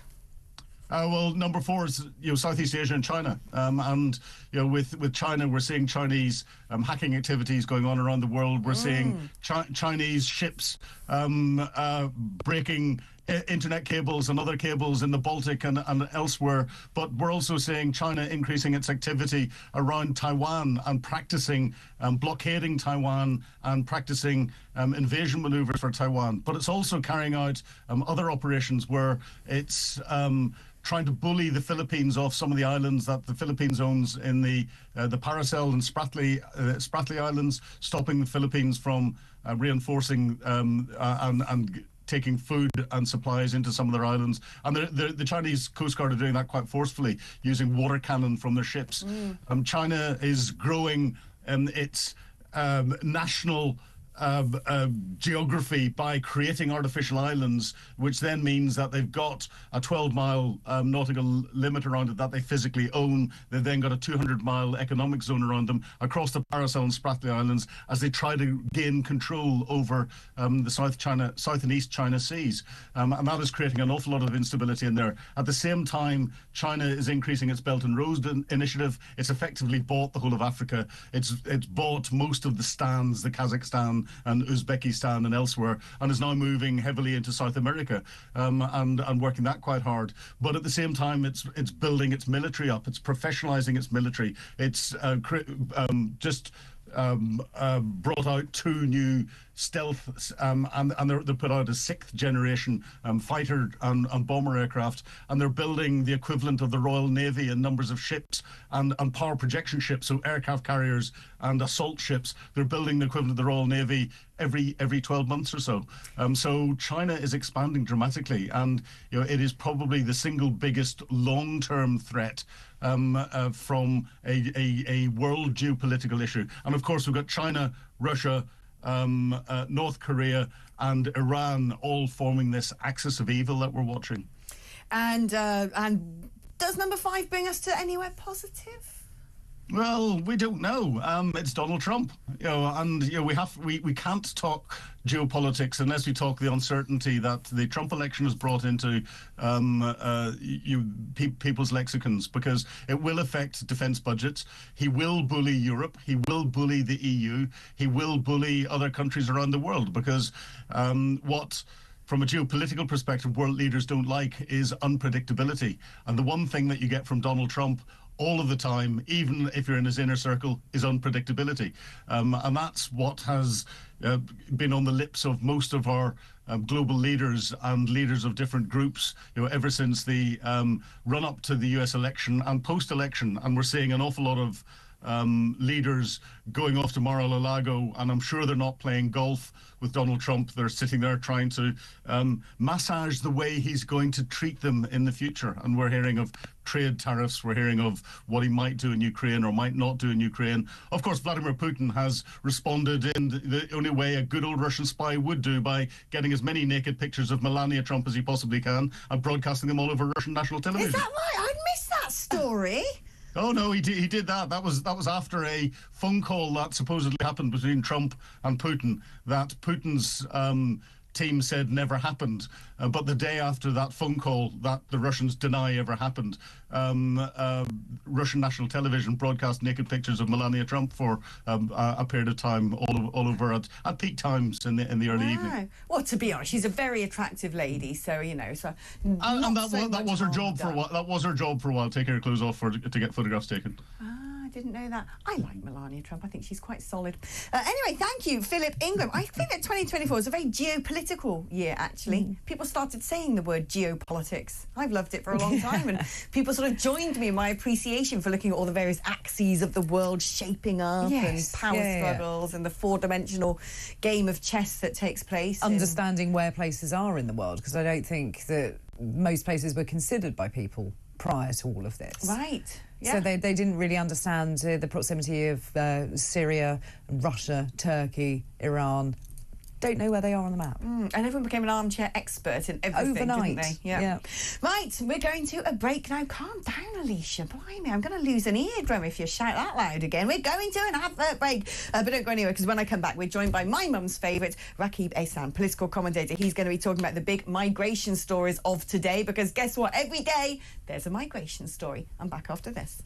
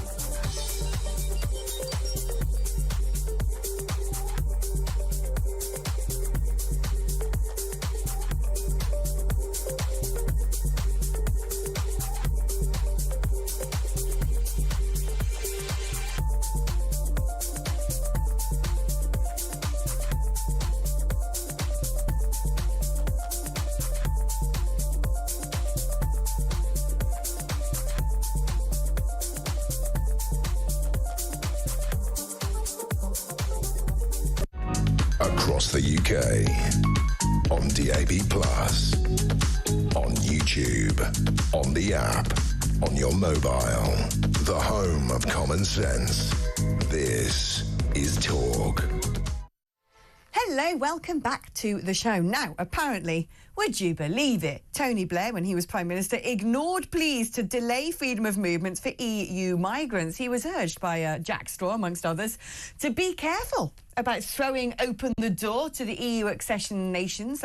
But David Blunkett had a whisper in his ear and said, we need this to grow the economy. And thus, ladies and gentlemen, the pattern was set. We went from having tens of thousands of immigrants come to the UK every year to hundreds of thousands, peaking at around 900,000 in 2023. You can't so much blame Tony Blair for that particular year, but certainly a precedent was indeed set. Let's speak now to Rakib Ehsan, political commentator.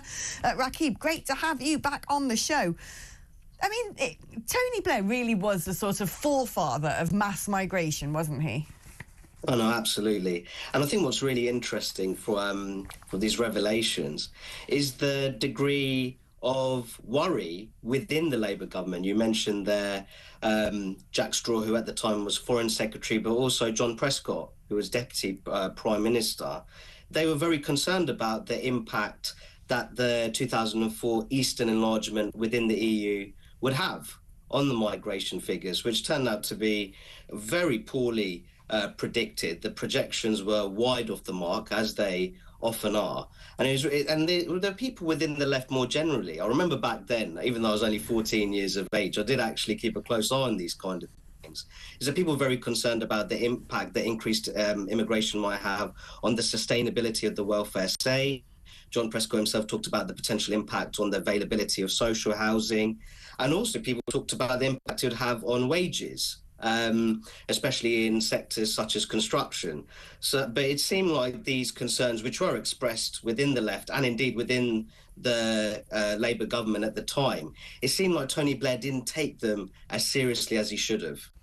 Do you think that this really did set a precedent? Because, frankly speaking, successive governments could then, and promised to, in fact, reduce the numbers of inward migration. They could have brought about caps and this, that and the other. But do you think that it's sort of his legacy that businesses got so useful, so dependent on having foreign workers? The NHS became dependent on having foreign qualified medics. The care service became dependent on having foreign people coming in order to fulfil those rules, because it then sort of enabled us to not bother training people or figuring out how we get our own people into these jobs, and that's had a legacy effect. Or is that rather unfair on Tony Blair? No, I wouldn't say that's unfair at all. And I think that if you're looking at this era of immigration hyper-dependency that we're living in, you can find the roots of it in the New Labour project. And I think that kind of thinking that many people share, in my view, having an active industrial strategy, investing in British people's skills, training, especially for sectors such as health and social care, having those bursaries, scholarships, apprenticeships, internships, which really allows you to have a better skilled workforce in an admittedly competitive global environment. I think much of that thinking was left by the wayside. And instead, what we saw was that there was this growing reliance on cheap foreign labour, which was welcomed a great deal by big business. And also you had growing forms of thinking where people used immigration as a way of maximising global welfare, perhaps because Britain, a former colonial power, it was guilty of all these grave injustices. A way to atone for that was by having a liberal immigration system. That form of thinking, I think, is deeply toxic and is to be rejected. But I think that those forms of thinking gained in popularity, not so much in the wider population, but I think within the British political establishment. And I think that's why we are where we are when it comes to immigration and also issues surrounding integration and population change. Yeah, it's interesting because, you're talking there, made me think. I've been asking people today for their sort of standout moments of 2024, the defining events. And no one's talked about it yet, but it really is a standout moment of this year. And something that, like you're talking about the concerns about integration and so on and so forth and the legacy of the Blair years, it has to be the riots. I mean, that really was a sort of, shocking moment for the nation. I think shocking on two fronts. Shocking in the way it was responded to, shocking in it taking place, but also quite shocking in you suddenly realise the public are very, very angry about what we've just been talking about. No, absolutely. And this isn't condoning what we witnessed in any way, shape or form over the summer. I think respect for the rule of law is vitally important, but I think that applies to all groups across British society. And I think that in recent times we've seen this rise of what I call two-tier governance, where I think that we've made significant strides when it comes to matters of racial equality. But I think that the pendulum has swung too far in the other direction, where in some cases, in my view, minorities have benefited from being the beneficiaries of preferential treatment, especially when it comes to matters of law and order.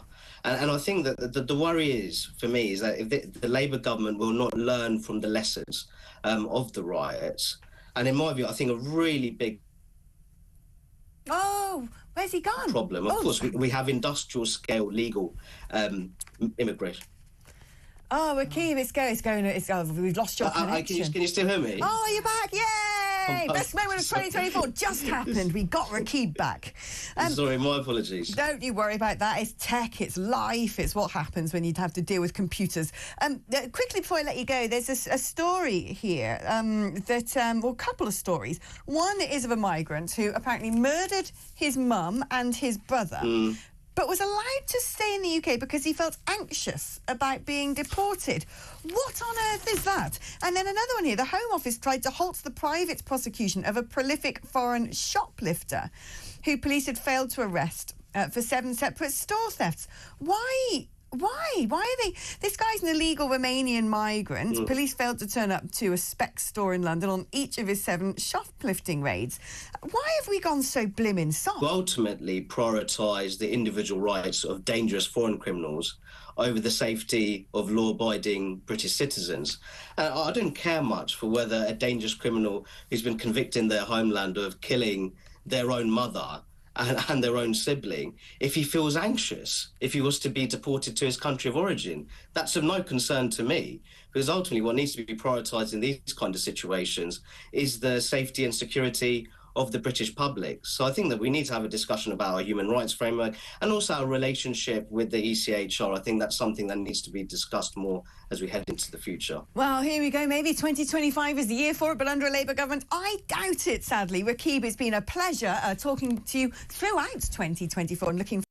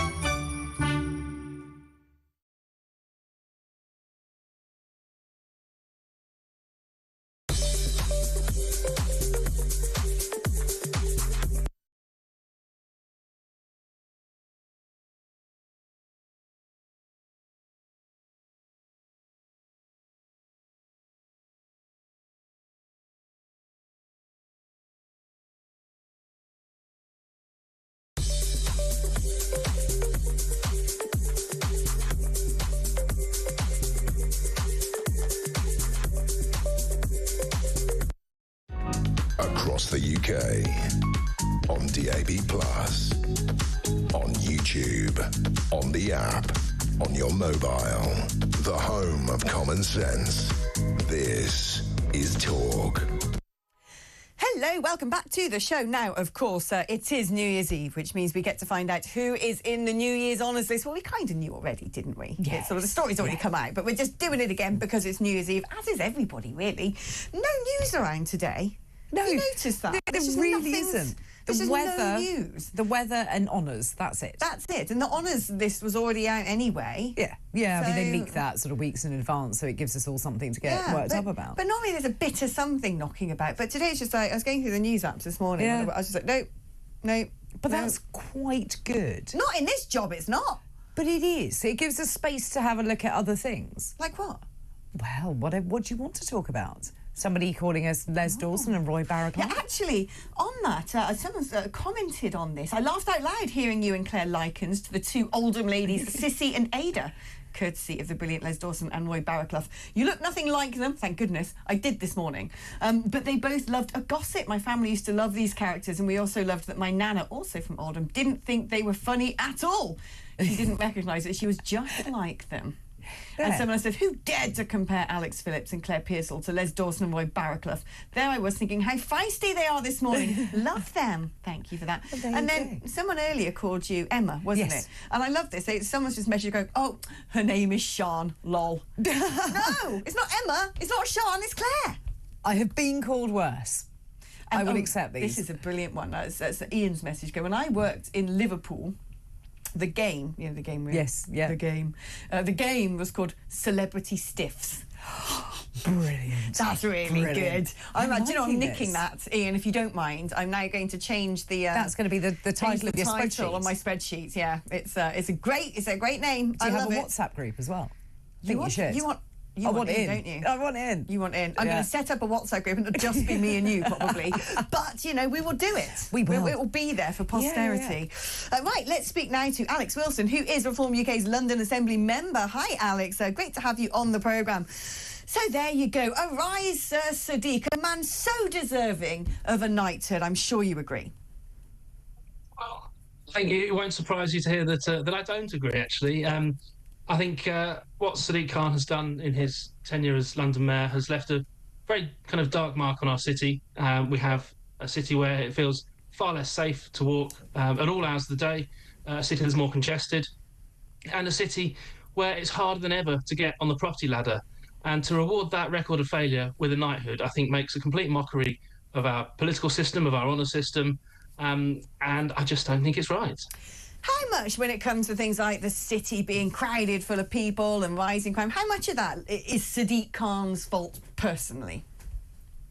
It's his administration. He is the Mayor of London. He is effectively the Police and Crime Commissioner for London. The buck stops with him. He's the man with the motorcade, and he's the man that will be only too happy to take the credit for when things are going well. Therefore, he has to take his share of responsibility when things are not going so well. And all the time that he's been in post, he's put the share of the council tax up again. We now pay in London 71% more council tax, his share of the council tax, than we did when he took office just 8 years ago. And what are we getting for that? I say we're getting a city that feels less safe. We have 15,000 knife incidents last year, 1,000 mobile phone thefts a week.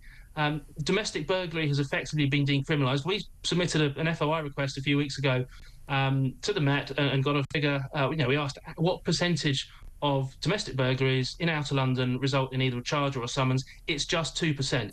This isn't a city that's working well. No, and to reward the leader of that city with this honour, I think the real honour in politics should be serving the electorate that put you there. There shouldn't be any need for this kind of gong, but certainly when you have a record that is equivalent to Sadiq's, it really isn't right at all. Now, we don't often get to see him in action. It's not like we have much televised things that are going on in that funny building down the river. So we don't really get to see the debates and the discussions that happen in the same way that we might do in Parliament. But how often is he sort of there representing himself as mayor and being held to account? What's he like? Oh, we have regular mayor's question time sessions, which are streamed online. I know they're not kind of prime time viewing compared to, say, PMQs, but they are broadcast online. You can watch those, and all the Assembly members, we all get our opportunity to ask him questions. And I'm doing that to the best of my ability and as much as I can, and within the time frames that we have. As a single member, I only get a very limited amount of time, whereas the other groups, because they're obviously much larger, they have much greater time to question him. But no, we do all that, and we also use social media, things like that, to hold him to account, because there's a lot of things to hold him to account for. But back to this question of the peerage, knighthood, not peerage, not yet. Oh yeah, I love how you put yet in there. You know it's coming. Of course, who knows? But no, it's not really a great surprise, is it, though, that Keir Starmer is rewarding failure, because ultimately, at the end of his time in Downing Street, he'll be expecting a reward for a similar record of failure. So it's just setting a precedent. It's the political class looking after itself and forgetting the people who put them there. I have a feeling, come the end of his time in Downing Street, Sir Keir Starmer's just going to get as far away from politics as possible. I don't think he's having a good time. If gossip is to be believed, I don't think he really likes the job. Whereas Sadiq, he loves it, doesn't he? He loves it. And it's a shame we don't limit the amount of terms a mayor can do, or do we? No, there's no limit. He can stand, as long as the Labour Party want to keep putting him up as candidate, then he can keep standing. So really it's up to the electorate for the next election, which will be far more competitive, I think, because of the national context being so much different now than it was at the time of the last mayor election just a few months ago. I think it'll be much more competitive, and all bets are off. Yeah, well, one hopes, but, the huge demographic change in London, you're kind of thinking, they know what they're doing when they sort of engineer it so they get re-elected forever and ever. And I have a feeling that Sadiq Khan's strategy might fall into that category. Alex, thank you ever so much. And before I let you go, what was your highlight of 2024? I think it has to have been getting elected to the London Assembly, which it was the first time that Reform UK had someone elected to a devolved body. At the time, we obviously didn't have any MPs. It was before the election. And it helped to give the party a real platform and sort of credibility to show that we can get people elected. And that then translated into the success we had in the general election. And now everything that's happened since, you've seen our polling numbers are off the scale, our membership numbers. That's been the big story of this Christmas period. We're now about 25,000 members ahead of the Conservatives. But all that started, for me, back in May, when I got elected to the London Assembly. It's been the honour and privilege of my life to do that job. Got 3.5 years to go, keep going at it. And then, I'll be using that time, absolutely, to challenge Sadiq and his record. Well, congratulations. You must have been there for Reform's very first elected individual. Is that right? We've had a few councillors elected before then, but certainly at either devolved or parliamentary level, the first one. Well, congratulations, belated congratulations for Reform's big breakthrough this year. I think 2025 is going to be a very exciting year for that particular party. Alex Wilson, thank you ever so much for joining us. And let's do a couple of messages. Someone said, why has Christopher Biggins never been honoured? He's amazing and it's definitely overdue.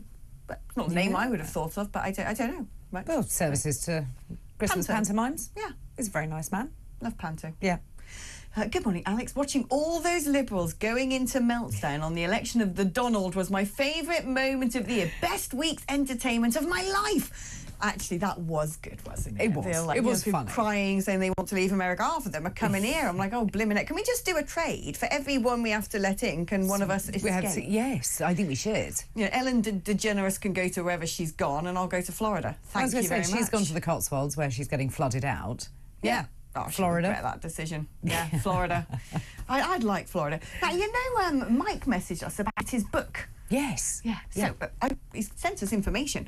Mike from Lincoln again with more about the book. My book details the unexpected and eventful turns my normal, in inverted commas, life has taken. Besides my RAF commissioned service as a scribbly. What's a scribbly? I feel like it's going to be a navigator or something, maybe. I don't know. He'll no doubt send us another message and let us know. I also did 10 years in the diplomatic service. Here we go. I've had a gun stuck in my face, been seconds from a mid-air collision, been struck by lightning in an aircraft, been locked onto by an SAM. What's that?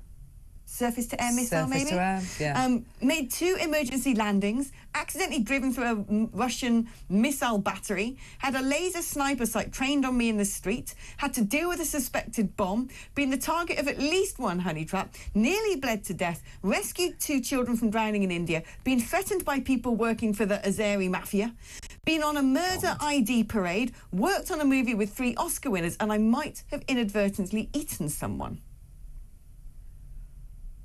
Wow. Right, we all want that book. Mike. We need this book. News UK, London Bridge, ping it over. We want that. We need that. None of this should have happened to me. None of this should happen to most people, can I just say, given my humble origins and rather mundane administrative roles that have been my lot. I was not in routinely exciting jobs. Were you not? Or even a frontline soldier who might face such unusual events as part of their day job. And this background fact forms the context of my story. So if you weren't serving on the front line at a routine admin job, how? I was going to say, that was the wrong way to turn out of the door on the tea break, wasn't it? Building, up to the final, I might have inadvertently eaten someone. I mean, that I can't quite comprehend. Okay, all I want to say, Mike in Lincoln, you've convinced me. I want the book. Please ping it in the post. And if it's good, we'll get you on the programme. Anyway, going to take a short break now. I need it after reading that list. But don't go anywhere, because I'm with you for just another hour. Stay tuned to Talk, the home of common sense.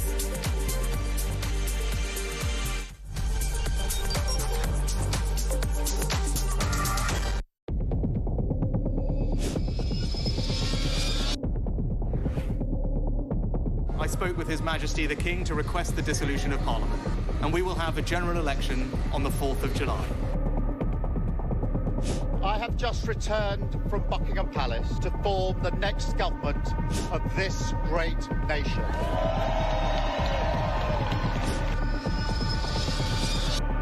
Take a look at what happened.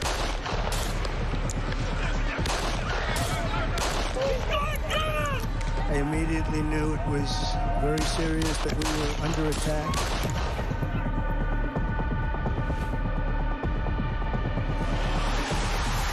The time has come, and this surely is England's time. Williams, who scores, and Spain lead. The shot from distance is in. It is Cole Palmer. Low ball in, or far ball, slides it in. An absolute killer of a goal. I agree with the protest, but I don't think the violence was anywhere near necessary. No, I mean, I don't think anyone, Nigel, would ever think that the violence was the answer at all.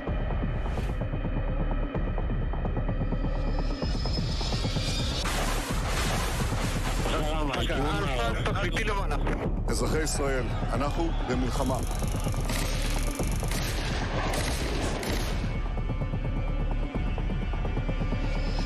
I probably took a bullet to the head because of the things that they say about me. If Donald Trump were president, Putin would be sitting in Kyiv right now. In Springfield, they're eating the dogs. The people that came in, they're eating the cats.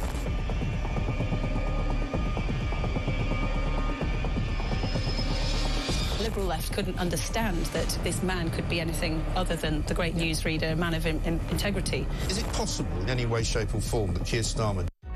Across the UK, on DAB+, on YouTube, on the app, on your mobile, the home of common sense. This is Talk.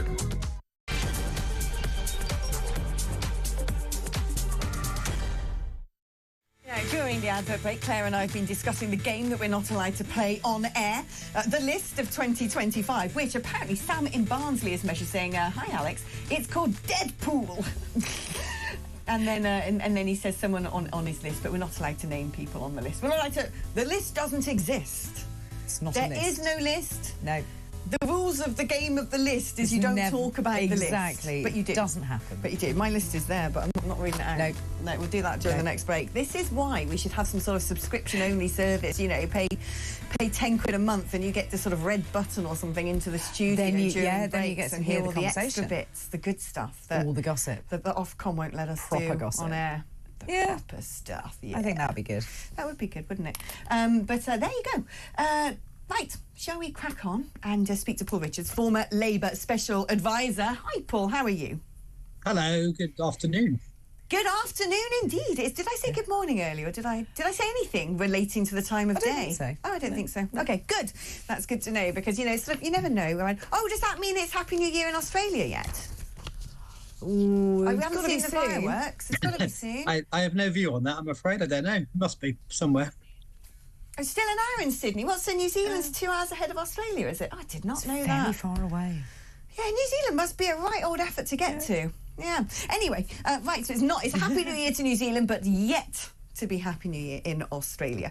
Happy New Year to Sir Sadiq Khan. Arise, Sadiq Khan, knighted. Has that attracted the typical and expected outpouring of disgust? And what's your view on this, Paul? Do you think, you're a former Labour special advisor, I'm sure you're a supportive of all that Khan does, but is he the right person to be on the honours list?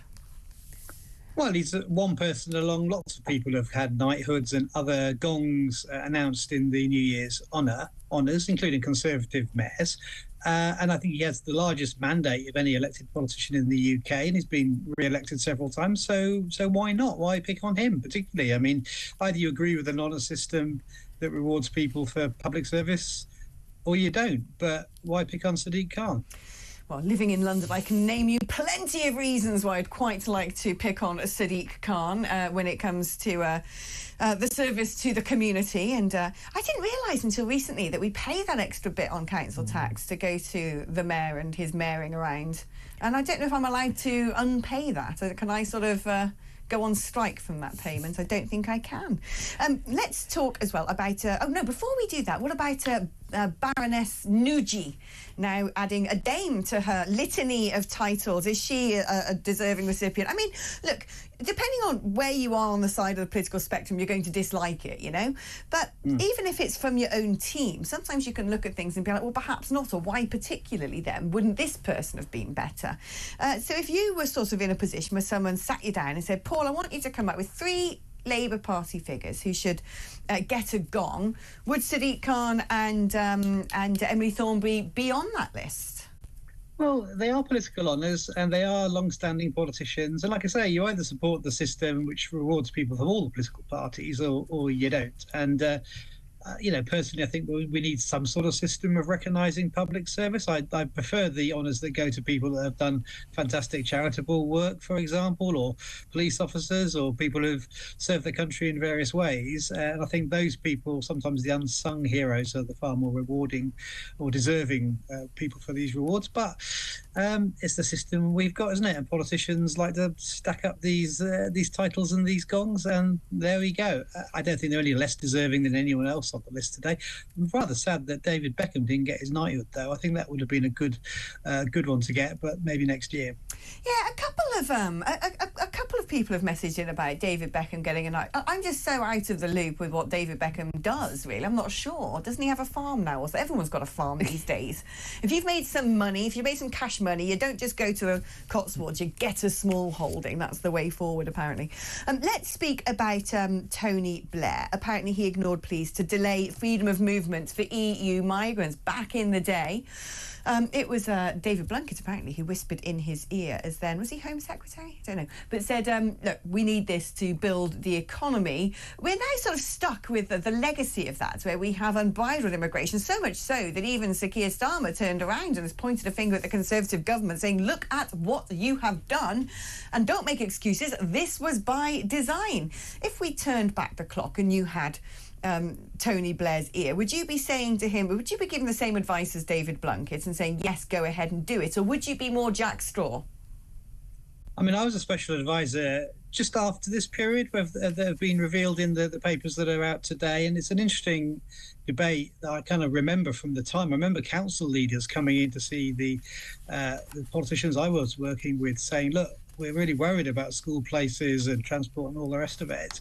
A lot of the people that did come in that period, though, particularly the Polish people, went away again. So it's not like they necessarily settled. And the debate that was raging was, should they be entitled to benefits? And interestingly, Blair was very tough. If you look at the papers, he was saying they should not come here and have easy access to British benefits. They should come here from these accession countries and work. And if you remember, back in the day, they did. They came and mended our boilers and they, did repairs in our houses, and they were pretty helpful members of society while they were here, all those people from Eastern Europe. So it is an interesting historical set of papers that have been revealed, and it just shows, I suppose, that behind the scenes these kind of debates do rage and we never quite see them until 20 years later.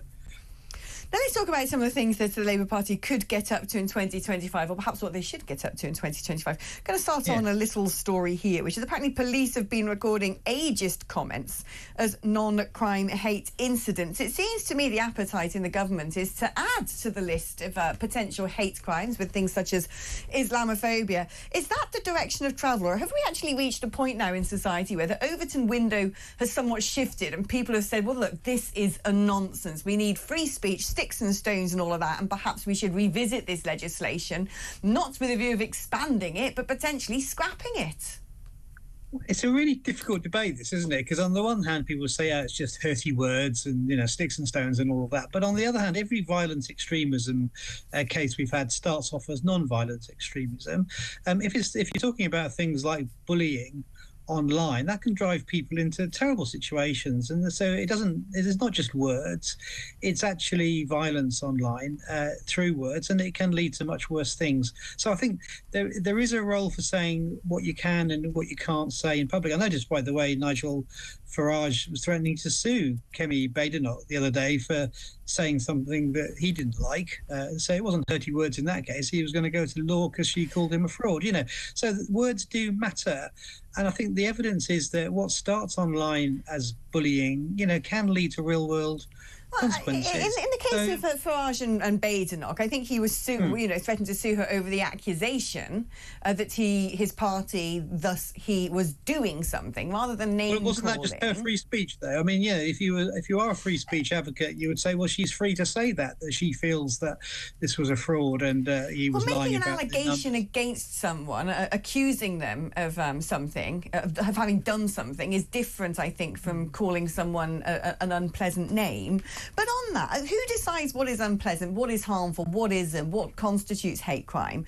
I mean, ageism might now be added to it. But I'll tell you what, Paul, all my life, or my later life as a Brexiteer, I haven't had many kind words said to me from people on your side of the fence. In fact, I would have them labelled as some of the worst. And some of the things they say really are truly horrible, offensive, nasty. I'm terribly sorry to hear that. And I want to... That's not on, is it? Well, I want to ask you whether or not, when we talk about hurling around words, whether if we're going to be sort of sensitive about this, whether we should be looking at words like gammon, or accusing people of being a Nazi or Nazi scum, or shouting at someone that they're racist, which is a very serious and hurtful allegation. It is besmearing of somebody's reputation.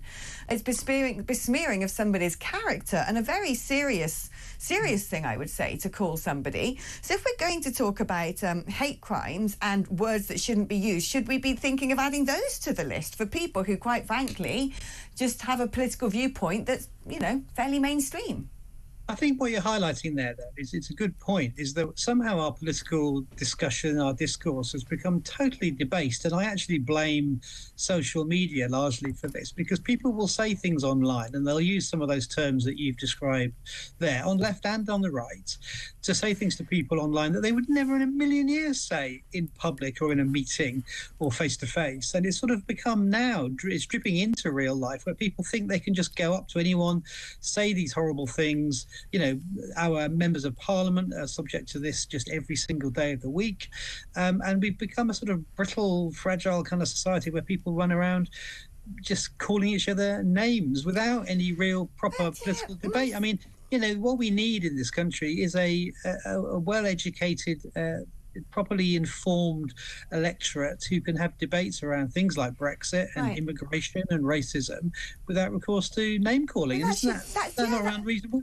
I totally agree. And interestingly, I don't think I've ever heard Nigel Farage call somebody scum or a fascist or a racist or, any sort of monstrous language like that. I don't think I've ever heard him use such strong accusatory language.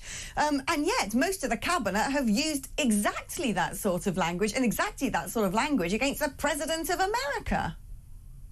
Well, as I say, we've seen a debasement of our political discourse to the point where people can do this online as though it doesn't really matter, as though they've got a sort of invisibility cloak just because it's online. And this is why I always advise people never look at the comments, because often it is filled with this kind of hatred and this nasty language.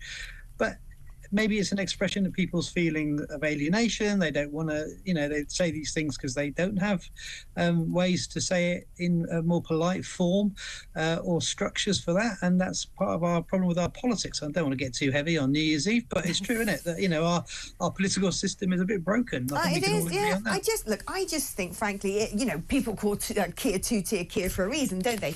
And there is this growing sense that if you're on the right wing of politics, you're not allowed to say anything. You're not allowed to, any language can be called a hate crime. But the left get away with saying such demonic things about the right. And it gets to the stage, during the riots, this is a genuine thing. During the riots, it's nothing to the Labour Party, but the Socialist Workers' Party, who are a ragtag bunch of ne'er-do-wells, turned up outside places like Reform HQ with their sort of placards shouting things, and were shouting stamp on the necks, nasty scum, Nazi scum off our streets. And I thought, if somebody is so, riled up to be shouting that, and I don't know, something dreadful happened to Richard Tice, what would the repercussions be? Don't we have to be mindful of that language? Because it frightened me, actually, when tensions were running so high. It frightened me. But because I'm a Brexiteer and I'm evil, I'm not allowed to be concerned about my safety. I'm not allowed to be upset or offended by some of the things people might throw in my direction. I think there's a lot of people out there who feel a bit like that. So I do worry about the expansion of the non-crime hate incidents language, because we all know that sort of language will never be covered, that it's a carte blanche, because if it was covered, half the cabinet would be in trouble. Let's talk now about mental health sick days. There's been a surge of those in the public sector. The Labour government have been relatively generous to the public sector so far last year. They've given the carrots. Do you think Sir Keir Starmer is now going to turn around and show them the stick? Well, the mental health crisis in this country doesn't just affect public service workers, it affects people in the private sector as well, and also kids at school who aren't even in the workforce. And it is a massive crisis. I think it's partly because people are talking about it more than they used to, which is definitely a good thing. People are more articulate now about their own mental health. I think people understand it better, but I think also partly because of the social media I mentioned earlier, post-COVID, because of the pressures of life and other factors, people are suffering from more mental illness, and that's just a fact of life. And we need to have a system in this country that copes with it. And for decades and decades, mental health services have been the poor relation of physical health, and we do need to get to a situation where they're treated equally. And if I was unlucky enough to break a leg or to have a cancer, I would get treated pretty swiftly by the NHS. But mental illness often has to be, you have to wait until it's in its absolute most acutest stage before you even get to see anyone. And if you've got young people suffering from mental health issues, they can't see anyone for years sometimes. So one thing that maybe you'll give credit to the Labour government for doing is putting mental health professionals into schools to help with the young people, putting more mental health staff into the National Health Service to help people. Do you think they might look into following in Australia's footsteps and cracking down on things like social media access to under-16s? I think there's a debate to be had. I don't think there's a fully formulated policy on that, but it does have a terrible impact, and because it's new, there's a generation now who've only known this, who are, it's for them it's a fact of life. It's the first generation really that are the test case. So we'll have to see what impact it's had on their socialisation, on the effect on their brains, on their mental health well-being and all the rest of it. But I think there is a conversation to be had around the impact of social media, because we see it everywhere, don't we? It's just insidious. It's people on the trains playing music out loud because they think no one else can hear it. It's this idea that they're all walking around in a bubble, people walking down the street staring at a screen, and unable to have a conversation or a debate or meet a stranger, or, and it's affecting people in the workplace. And as an economy, we do need people to be healthy, happy and well, and working, so that the economy as a whole can grow. Why is it that public sector workers are 3 times more likely to take mental health sick days than those in the private sector? I've got my own theory on this, which is if you're in the private sector and you say, I'm depressed and I don't want to go to work, you might find yourself without a job to go to and stay off work sick from.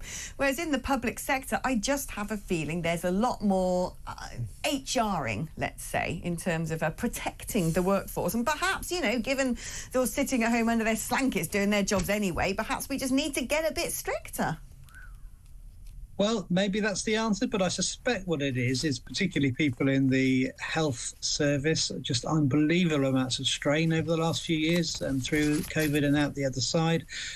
In services that are absolutely stretched to breaking point. And similarly, if you talk to teachers, they will tell you that they are overworked and under stress as well. And I think it's just I think it's more to do with the fact that the public services are so stretched that people working within them are stressed more, and I think that's probably more likely to be the explanation. But it does relate to people in the private sector too, and so today's figures are obviously about the public services, but anyone working in 3 jobs and on a minimum wage and on a call-off contract with 0 hours will tell you that that's pretty stressful as well. I think a lot of things in life are stressful these days. 2024 is definitely a stressful year. Paul Richards, thank you ever so much, former Labour Special Advisor. Shall we take a little break now? Because after the break, it's going to be time for your calls. That's right, so I want to give you as much time as possible. Now, the number to dial if you want to join us, Sean, Emma, Claire and I, is 0344 499 1000. Calls cost your normal rate and all the rest of it. You can also send me a WhatsApp on that number, or indeed leave me a voice note. 8722 is the number to text. Put talk before your message. Claire, Emma, Sean and I are back after this.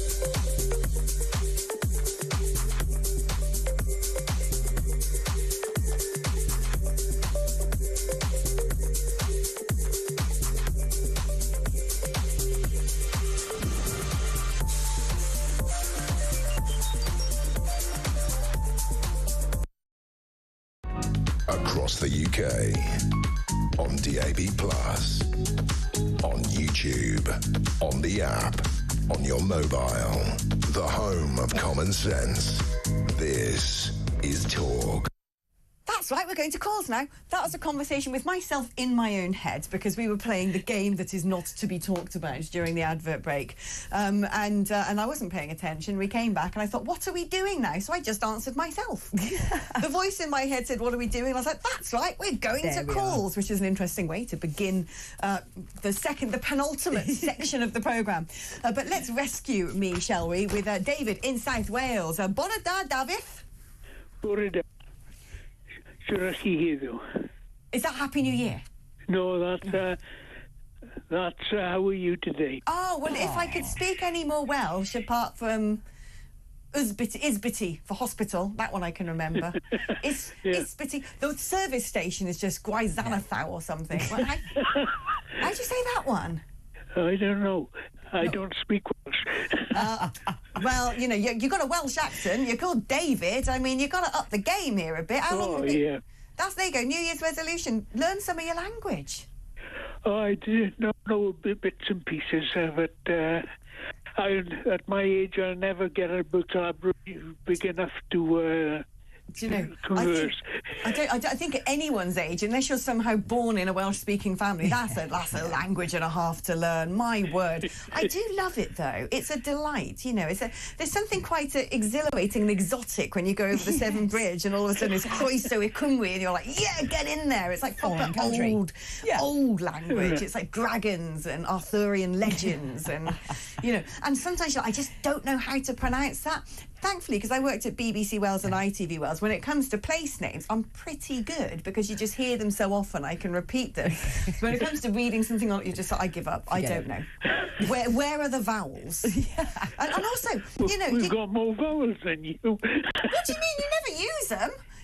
You got them because you keep them in some sort of Swiss bank somewhere instead of spending them in your language. But don't you worry, the weird letters, the W's and the Y's, you're all over them, aren't you? Yeah, Welsh Scrabble would be amazing. Can you imagine? You'd be like getting 30 pointers every single time with Welsh Scrabble. Brilliant. You know, when you I hate Scrabble, by the way, but when you sort of look at your rack with all your tiles on and you think, oh God, I can't do anything with this. Welsh though. Could be a Welsh mining town that you've exactly. Just a Welsh mining town's probably in there. So I've got 5 L's. Welsh. Anyway, David, we weren't supposed to be talking about this nonsense, but that's what happened. What would you like to talk about? Well, I'm perplexed by your mayor in London. Every time I listen to the way his name comes up on the wireless, he's getting hammered. He's not popular. He's not nice. He's useless. He's spoiling things. He couldn't run a race. Couldn't organise the proverbial in a brewery. Yeah, but he still wins elections. Why? Well, that's a question to us, Claire. Do you know, I think what it is unfortunately, all the sensible, patriotic people of London don't live there anymore. They've escaped for their lives out to the boroughs. Claire, do you live in London? No. Do I live in London? Yes, but I'm planning on getting out. And this is the thing. London is now... So, here's a little factoire for you. 60% of the population in London weren't even born in the UK. 60%. Foreign born. That includes everyone, you know, the Italians who work in the city and the Greek hairdresser and whatever. But it's quite an astonishing figure. So London isn't really a British city. I've said this before, it isn't Britain. You've got a few Disneyland bits. You go around Westminster, which is lovely, and, you know, you always have the hair stand up in the back of your neck as you walk past Parliament, the odd red telephone box, the beautiful buildings. But quite frankly, living in London, I get homesick for England. I miss... you know, the sounds of people mowing their lawns on a Sunday and just fish and chip shops, proper ones, not, you know. But also, I think there is the case that people have not, from other parties, haven't put up a candidate strong enough to take on Sadiq Khan. That's true. Every single time now, the Conservatives say, we'll just roll up like this person because we're not going to win. And I'm like, but you could, actually. Exactly. They go into it going, well, you know, we're trying. Right, why don't you want how about it? I know, and I find that's really disappointing. And I think the nearest were Reform when they had Howard Cox as a candidate who was very good and very strong. but can't take on the machinery of someone like the Labour Party and the Labour Mayor. Who would be your fantasy London Mayor? My fantasy London Mayor? Well, I see it's very difficult. I would quite like to see someone like Penny Mordaunt. This is where I'll get a huge amount of abuse thrown at me. I think she'd be very good. Do you know what? The first person who popped in my head as I asked that question to you was Mike Graham, because I thought that he looks like he'd look good in like a mayoral outfit, wouldn't he? With like the big chain and some sort of, you know. He'd go round, wouldn't he? Sort of, you know, proclaiming. Yeah. Every morning it'll be the Mike Graham proclamation of London. I'd love that. Mike Graham for London Mayor. That is my fantasy pick. Now, David, you don't have much skin in the game, but it would be your fantasy pick for London Mayor? I have no idea. I put Boris Johnson back on it. There you go. I did think he made a good London Mayor because he's sort of ambassadorial. He was fun.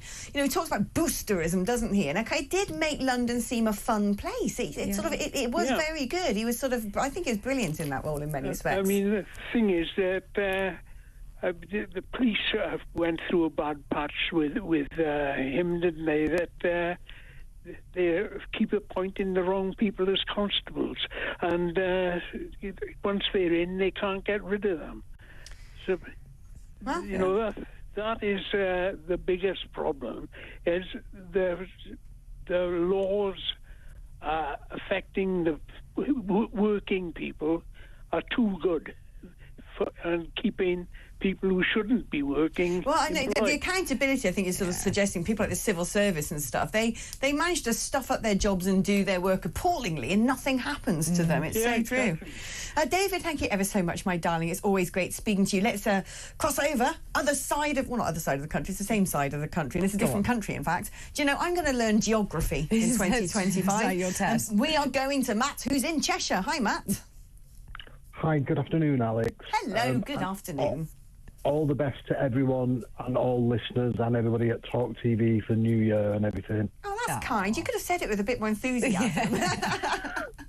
I'm just looking out of the window. It's grey and miserable, so I'll start with the positivity tomorrow. Yeah, go on. Try and put some yay in your voice. Do a quick yay for me, Matt. Hurrah! Yay! Okay, let's go. Positivity. My fantasy London Mayor would be Rupert Lowe, I think. Oh, I think everyone from all political classes have a bit of a Rupert Lowe crush because he just works so hard. And also, you know, he gives his entire MP salary to charities in his constituency. Like that, he's just changing the game, Rupert Lowe. He's been an MP for like 10 minutes and he already seems like he's been in there for like a decade or something like that.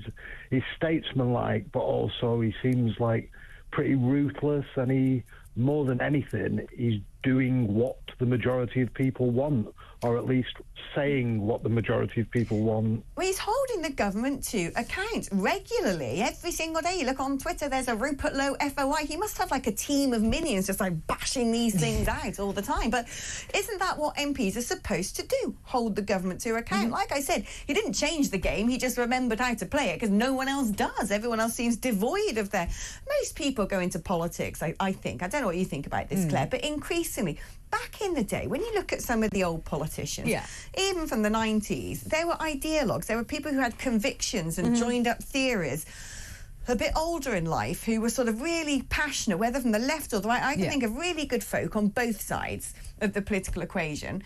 Today, I struggle to think of anybody on either side who I think is in it for the right reasons, who has a vision and conviction. Instead, they all just seem to want to be an MP because they think it makes them important. They, gives them some swagger and some kudos. And they don't believe in anything. That's what I find really hard. And they just trot out the party line because they're told to, without actually saying, hold up a second, I don't believe that, and my constituents don't either. There's none of that free thinking. They don't want to think. They want to just follow. And it's like, hold on, you do realise that politics is the opposite of that. You're supposed to be thinking, and you're supposed to be leading, and you're supposed to be governing, and you're supposed to be deciding. Not just going, oh, well, Twitter didn't like me saying that. Oh, the Guardian headlines don't like me. I better change my mind then. Yeah, the party whips have told me to say this, so I will. And that's what we see a lot of at the moment. Yeah. It's really, really disappointing. Yeah. Bums on benches, wasted places. That's what I say.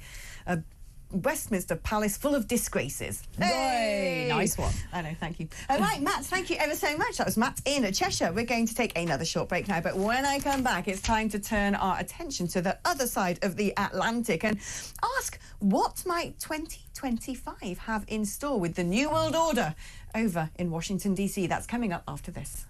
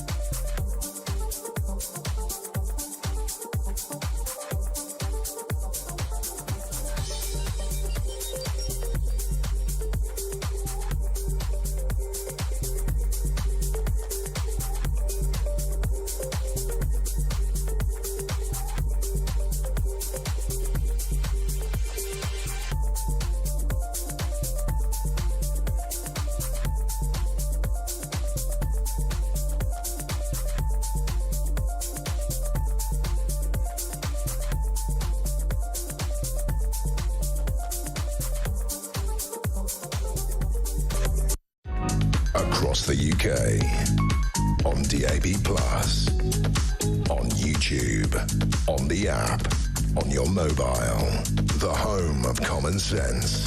This is Talk.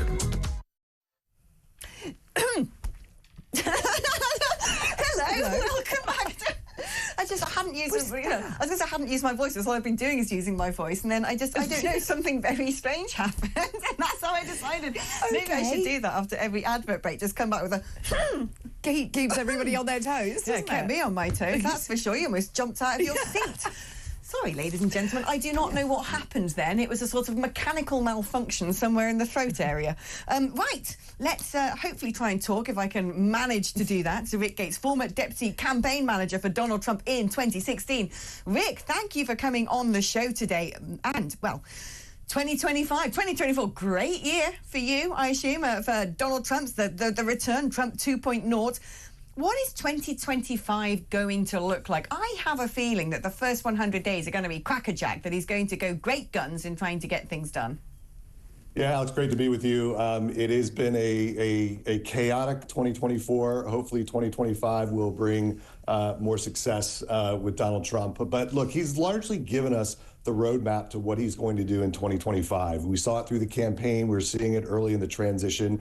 And it's largely going to focus on, kind of two areas, domestic policy and then resolving global conflicts. And there's no question issue number one on the domestic side is curbing immigration, protecting the border in the south, and even in north with Canada. And I think you've seen a lot of activity resonating around that specific area. And then obviously on the global side, there's a lot of conflicts that he wants to resolve, Ukraine, Russia being a prominent one that he's going to do very early on. But there's going to be a lot of tests, for Donald Trump early on with Congress. And we saw a little bit about that about a week ago when our government was in the process of shutting down. It was averted, but it was a test of how President Trump is going to have to work with Congress. But I expect that you'll see him use that executive branch power immensely. He will issue a lot of executive orders. Expect January 20th, the first day of his presidency, to be just littered with a lot of executive orders on a myriad of issues. Yeah, so do you think he's going to face many roadblocks? Because I think in America you call it the trifecta or whatever, that he's basically got power exactly where he needs it. Both sides of, what do you call it, both sides of the House, both levels? I don't know what the American term is for that. And then also the Supreme Court. So do you think there's going to be many sort of roadblocks in his way for managing to achieve Trumpism? Because I suppose one could argue back in 2016, it was far harder for him to get through the stuff he really wanted to do. Yeah, if you look historically in our country, it's interesting when a president has controlled the White House and that same party controls Congress, whether it's Republican or Democrat, that party typically gets less done than when there is a bifurcated, Congress and White House. My hope is that Donald Trump is able to rectify that this time, given that he's a disruptor, given that he's a different type of president, as we saw in the first term and certainly will be in the second term. My hope is that he can corral Congress to get those key priority items that he wants done. He has a majority in the Senate, which is really strong. The House, obviously a little weaker. We'd like to have a greater majority there, but I think that's where the test is really going to be for him. But look, in politics, the devil is in the detail. And as he rolls out these policy issues, we're going to have to see where members have concerns, if they have concerns, and if they do, whether they're going to continue to support Trump or whether they're going to oppose him in some of these key votes. And what about Elon Musk? Because that really is a sort of big headline appointment in Doge. Is that going to end up being more ceremonial? Because one sort of has to question how you manage to run all of these big companies. We know he's a workaholic. He sleeps, only sleeps about 6 hours every day and tends to sleep on the floor of wherever he's working. Is he going to have time to do everything that he wants to do? Will the relationship, will the bromance survive? I think the bromance survives up into the point of where, again, they get into some key issues, maybe like China, where Elon has a different take than President Trump. But at the end of the day, President Trump is president, and he will overrule Elon Musk every time. But I think if you look at the dynamics of what is happening, you have Elon Musk, you have Robert Kennedy Jr., and you have Tulsi Gabbard and Donald Trump all trying to change how government works, how it operates. We've never had that kind of in our lifetime, and even Democrats would say, I never imagined those four individuals being on the same platform together trying to change our country. So I think if there's a team that can do it, this is it. I think Elon's a big piece of that. But at the end of the day, he will always defer, to President Trump on issues.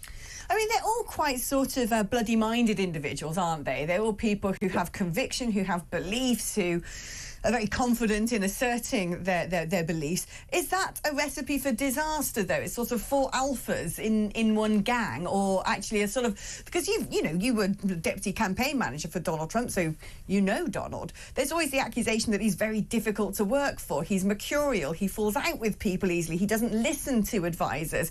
Is that true? Is that fair critique? Are we going to be in trouble with these four big personas together? Or can you give us a different side of that story?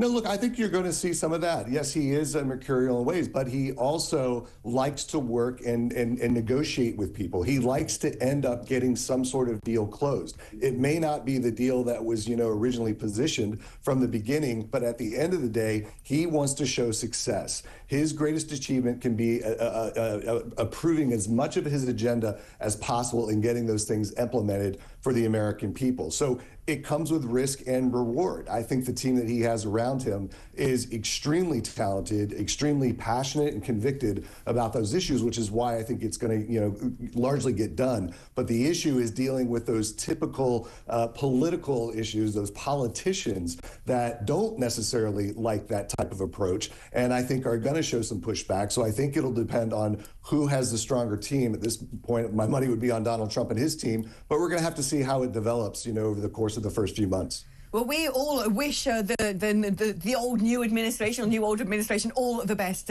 this side of the pond. I'm going to be over for inauguration stuff, actually. I cannot wait. I'm very excited. I want to get a proper MAGA hat, and if I can get it signed by the president, even better. Rick, before I let you go, random question for you. Very random, but there is a method to my madness. Can you name me a Cliff Richard song? No, I cannot. Sorry. Americans don't know who Cliff Richard is. No. And my American friend said this to me the other day. And I was like, what? Do you know who Cliff Richard is? I do know who he is, but I don't know his music very well. See, so I thought Cliff Richard was like internationally famous, but America kind of missed the whole Cliff thing. Maybe that's a good thing. I don't know. But anyway, there you go. It sort of proves my point. There's no Merry Cliffmas over in the States. There's not. Rick, thank you ever so much. And you never know, I might be seeing you in Washington, D.C. We might rub shoulders at some fancy events. Fingers crossed. Right, going to take a short... Oh, no, actually, before we go to our break, I just want to point something out. This whole inauguration thing, right? So I'm going over to the States. So I cannot wait. I'm going over for inauguration, and they just have like parties all over the hill. Everybody has parties. Then there's the whole big event of inauguration itself. Could you imagine that in Britain? Like, we get a new Prime Minister after a general election, and there's like a, rock band on Parliament Square, and you can buy tickets to it, and everyone's having all these having good cocktail events. And... No, because we elect our Prime Minister and we say, off you go, crack on with the job. Yeah. There's no sort of pomp and circumstance surrounding that. They just turn up to work on the Monday and everyone just goes, oh, OK, how bad are you going to be? Do you think it would help if we actually sort of smiled a bit more and had a bit more fun over here? It doesn't work with our politics, does it? Can you imagine the parties that Keir Starmer would start and have? A party for Starmer getting it now, isn't it great? I mean, it would run between the hours of, 3 and 4:30 in the afternoon. Everybody home for tea. Yeah. It's not the same. Well, maybe it's not the everybody home for tea. Right, off we go to an advert breaker. But when I come back, Steve Denyer is going to be wrapping up the show with us, giving us his entertainment roundup of the year. Don't go anywhere.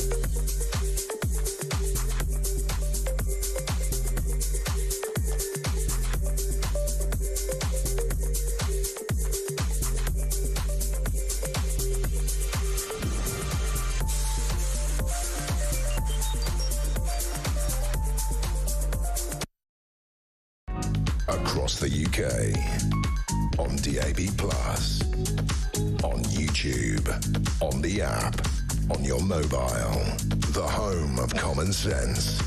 This is Talk.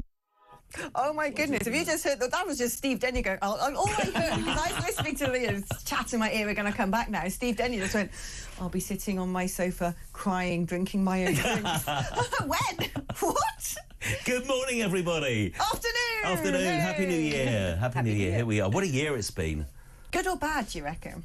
Interesting. No, that's the British way of saying utterly dreadful.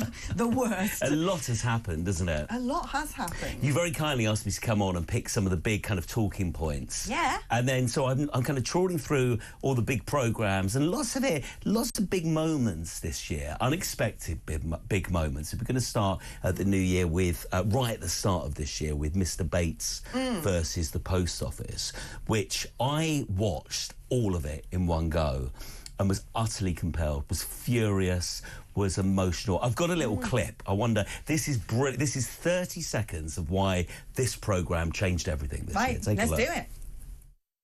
You're responsible for the loss. I haven't got that money, and I don't know where it's gone. These deficits were most likely caused by you. That is the Post Office case. All our hopes, all our savings down the pan. That was a lie, actually. We are fighting a war against an enemy owned by the British government, while we're just skint little people. Isn't it powerful? It was. What I loved about this, because, you know, working in journalism, it's a story that, you know, was circulating to the papers for years, essentially. Yes. This came out and it personified something that in print just felt a bit complex. And, because I didn't get it. I saw Horizon Computer Systems and Postmasters, but I didn't realise the human cost, you know, of this. And it reignited calls for justice as soon as it was broadcast. It led to the government taking action. They probably would have got round to it, but all eyes on when the action was going to happen, how much these poor people were going to get. I think what I never understood was the social costs. You know, they lost their job, they lost everything, but also these postmasters had a crucial role in their local environment, and people didn't trust them anymore. Yeah. And once that trust is lost, it's devastating. The stigma in the community. And, you know, when you see the accusations, and it's basically a family-run business that you've lost there. Yes. And the sums of money that they were being asked to pay for an ordinary person, because it's not like you're running a post office, you're making the big bucks,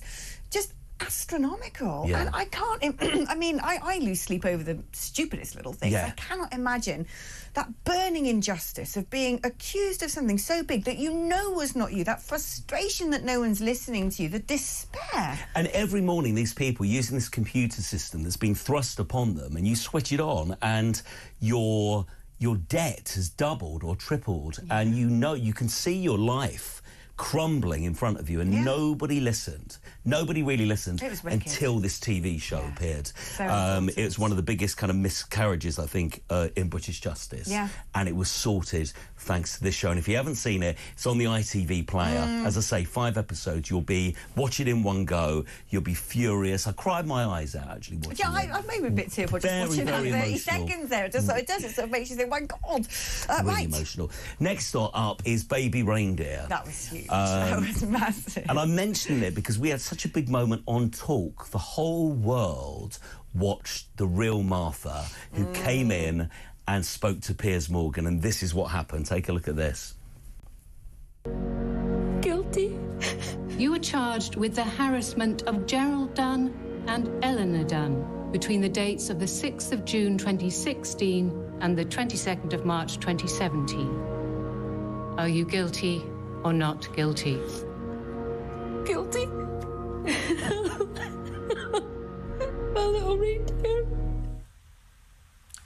Now, again, there is obviously a resemblance between... Do you think so? That's hardly flattering. Well, I don't mean to flatter you or not flatter you. I just think there is a resemblance, you know, having met you, and you both speak Scottish people. Yeah. But the fundamental point of this is, did you take part in that? So did you go to jail? Did you have a trial? Of course not. Of course not. Have you ever been to prison? No. Yes, this programme had it all. It was fascinating. It's like it was armchair psychiatry, wasn't it? Yeah. Just watching, looking for the clues, the ticks, you know. Yeah, I mean, so the TV show itself, really interesting this, because the TV show, it kind of... It was put on Netflix with a bit of a whimper. No one was watching it for the first couple of weeks. And then everybody got fascinated to find out, is it a true story and who is this person? And remember, we hadn't seen her until she came in here into News UK and she spoke to Piers Morgan. I remember watching that show as it was aired, and you can see on YouTube the amount of people watching it. It was going up 10,000 people per 10 seconds around the world. The whole world watched it. I think we missed a trick, though. I think that interview would have been absolutely gangbusters if it had been done by Jeremy Kyle. Can you imagine?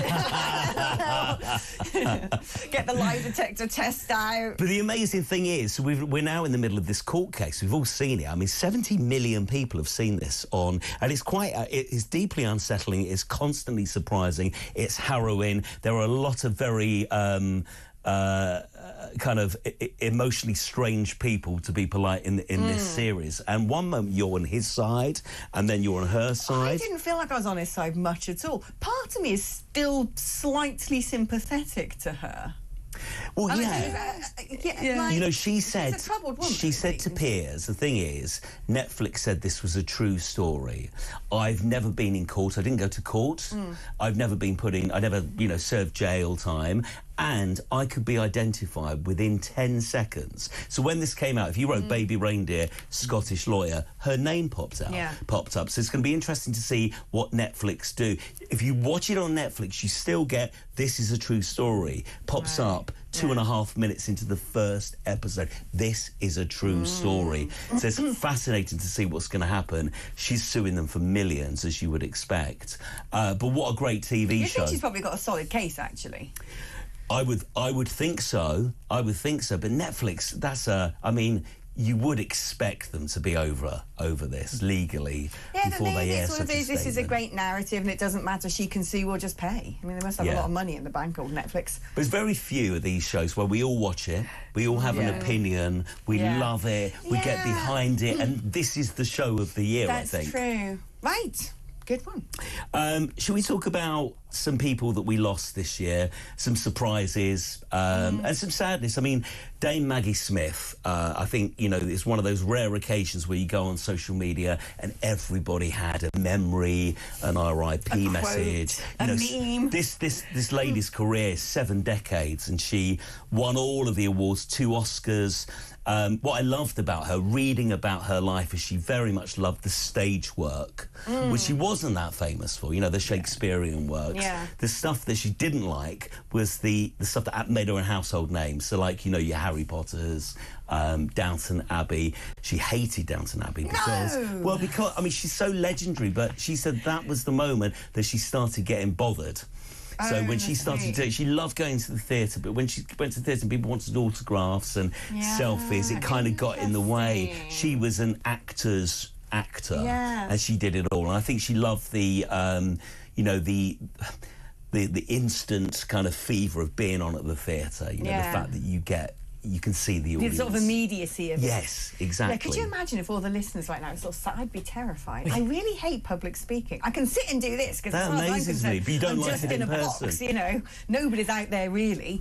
But if I were to stand on a stage and even do a presentation to 10 school kids, I'd be trembling. Yeah, absolutely. But very sad that she's passed. Obviously, she was old. I think the shock of the year is poor Liam Payne. Yeah, I know. That was an absolute shocker and a tragedy. We've got a Virgin Radio special on our YouTube page of people we've lost this year. And I was saying, you know, in a world of PR events, this was so un-PR'd. You know, the poor guy died on his own. Just yesterday, 5 people have been charged in connection with this murder. So this will carry on in the new year. But he was in a desperately bad way. People filmed stuff in the, you know, the hours leading up to this awful situation, and you got somebody who spent more than half of his life in the public eye, and he finished his life on his own. It's so hard. Really awful. It's so hard for when people have fame when they're young. Because it's 14 when he first auditioned and came back at 16, but that's young. Yeah. To suddenly be catapulted into every teenage girl's dream and ludicrously famous. It's a level of celebrity internationally that you couldn't even fathom, could you? No. And it ruins a person. It really does harrow them. And when you have all of that so young, remember, he was the person, he was told, you're going to be the out-and-out star of One Direction, and that didn't happen. For whatever reason, Harry Styles managed to kind of step up to that mantle, and he was just left a bit like, oh, is that what it is now? Is that all I've got? You know, it must be really difficult. And our thoughts and prayers go to his friends, his family. Seeing those boys together at that funeral was heartbreaking, wasn't it? It wasn't supposed to happen that way. No, absolutely not. And I like your number 4. I want to talk about that. We haven't got much time left, so rattle through. All right, Diddy's charged with sex trafficking, racketeering, transportation, to engage in prostitution. This is rumbling on. He's in the same detention centre as Luigi, isn't he? Luigi, the guy, the assassin. The assassin. The you know, who shot the, you know, in New York, the New York assassin of recent times, who the healthcare guy who got, you know, got it. Sorry, So it's all rumbling on. Obviously, we've got news stories about Jay-Z at the moment. I love all this. All these videos and stuff. So this could potentially take a lot of people down in the new year. Really this is only beginning. This is just beginning. So all eyes on this story when it does go to court in the new year. I can't wait. I've also got the Oasis stuff.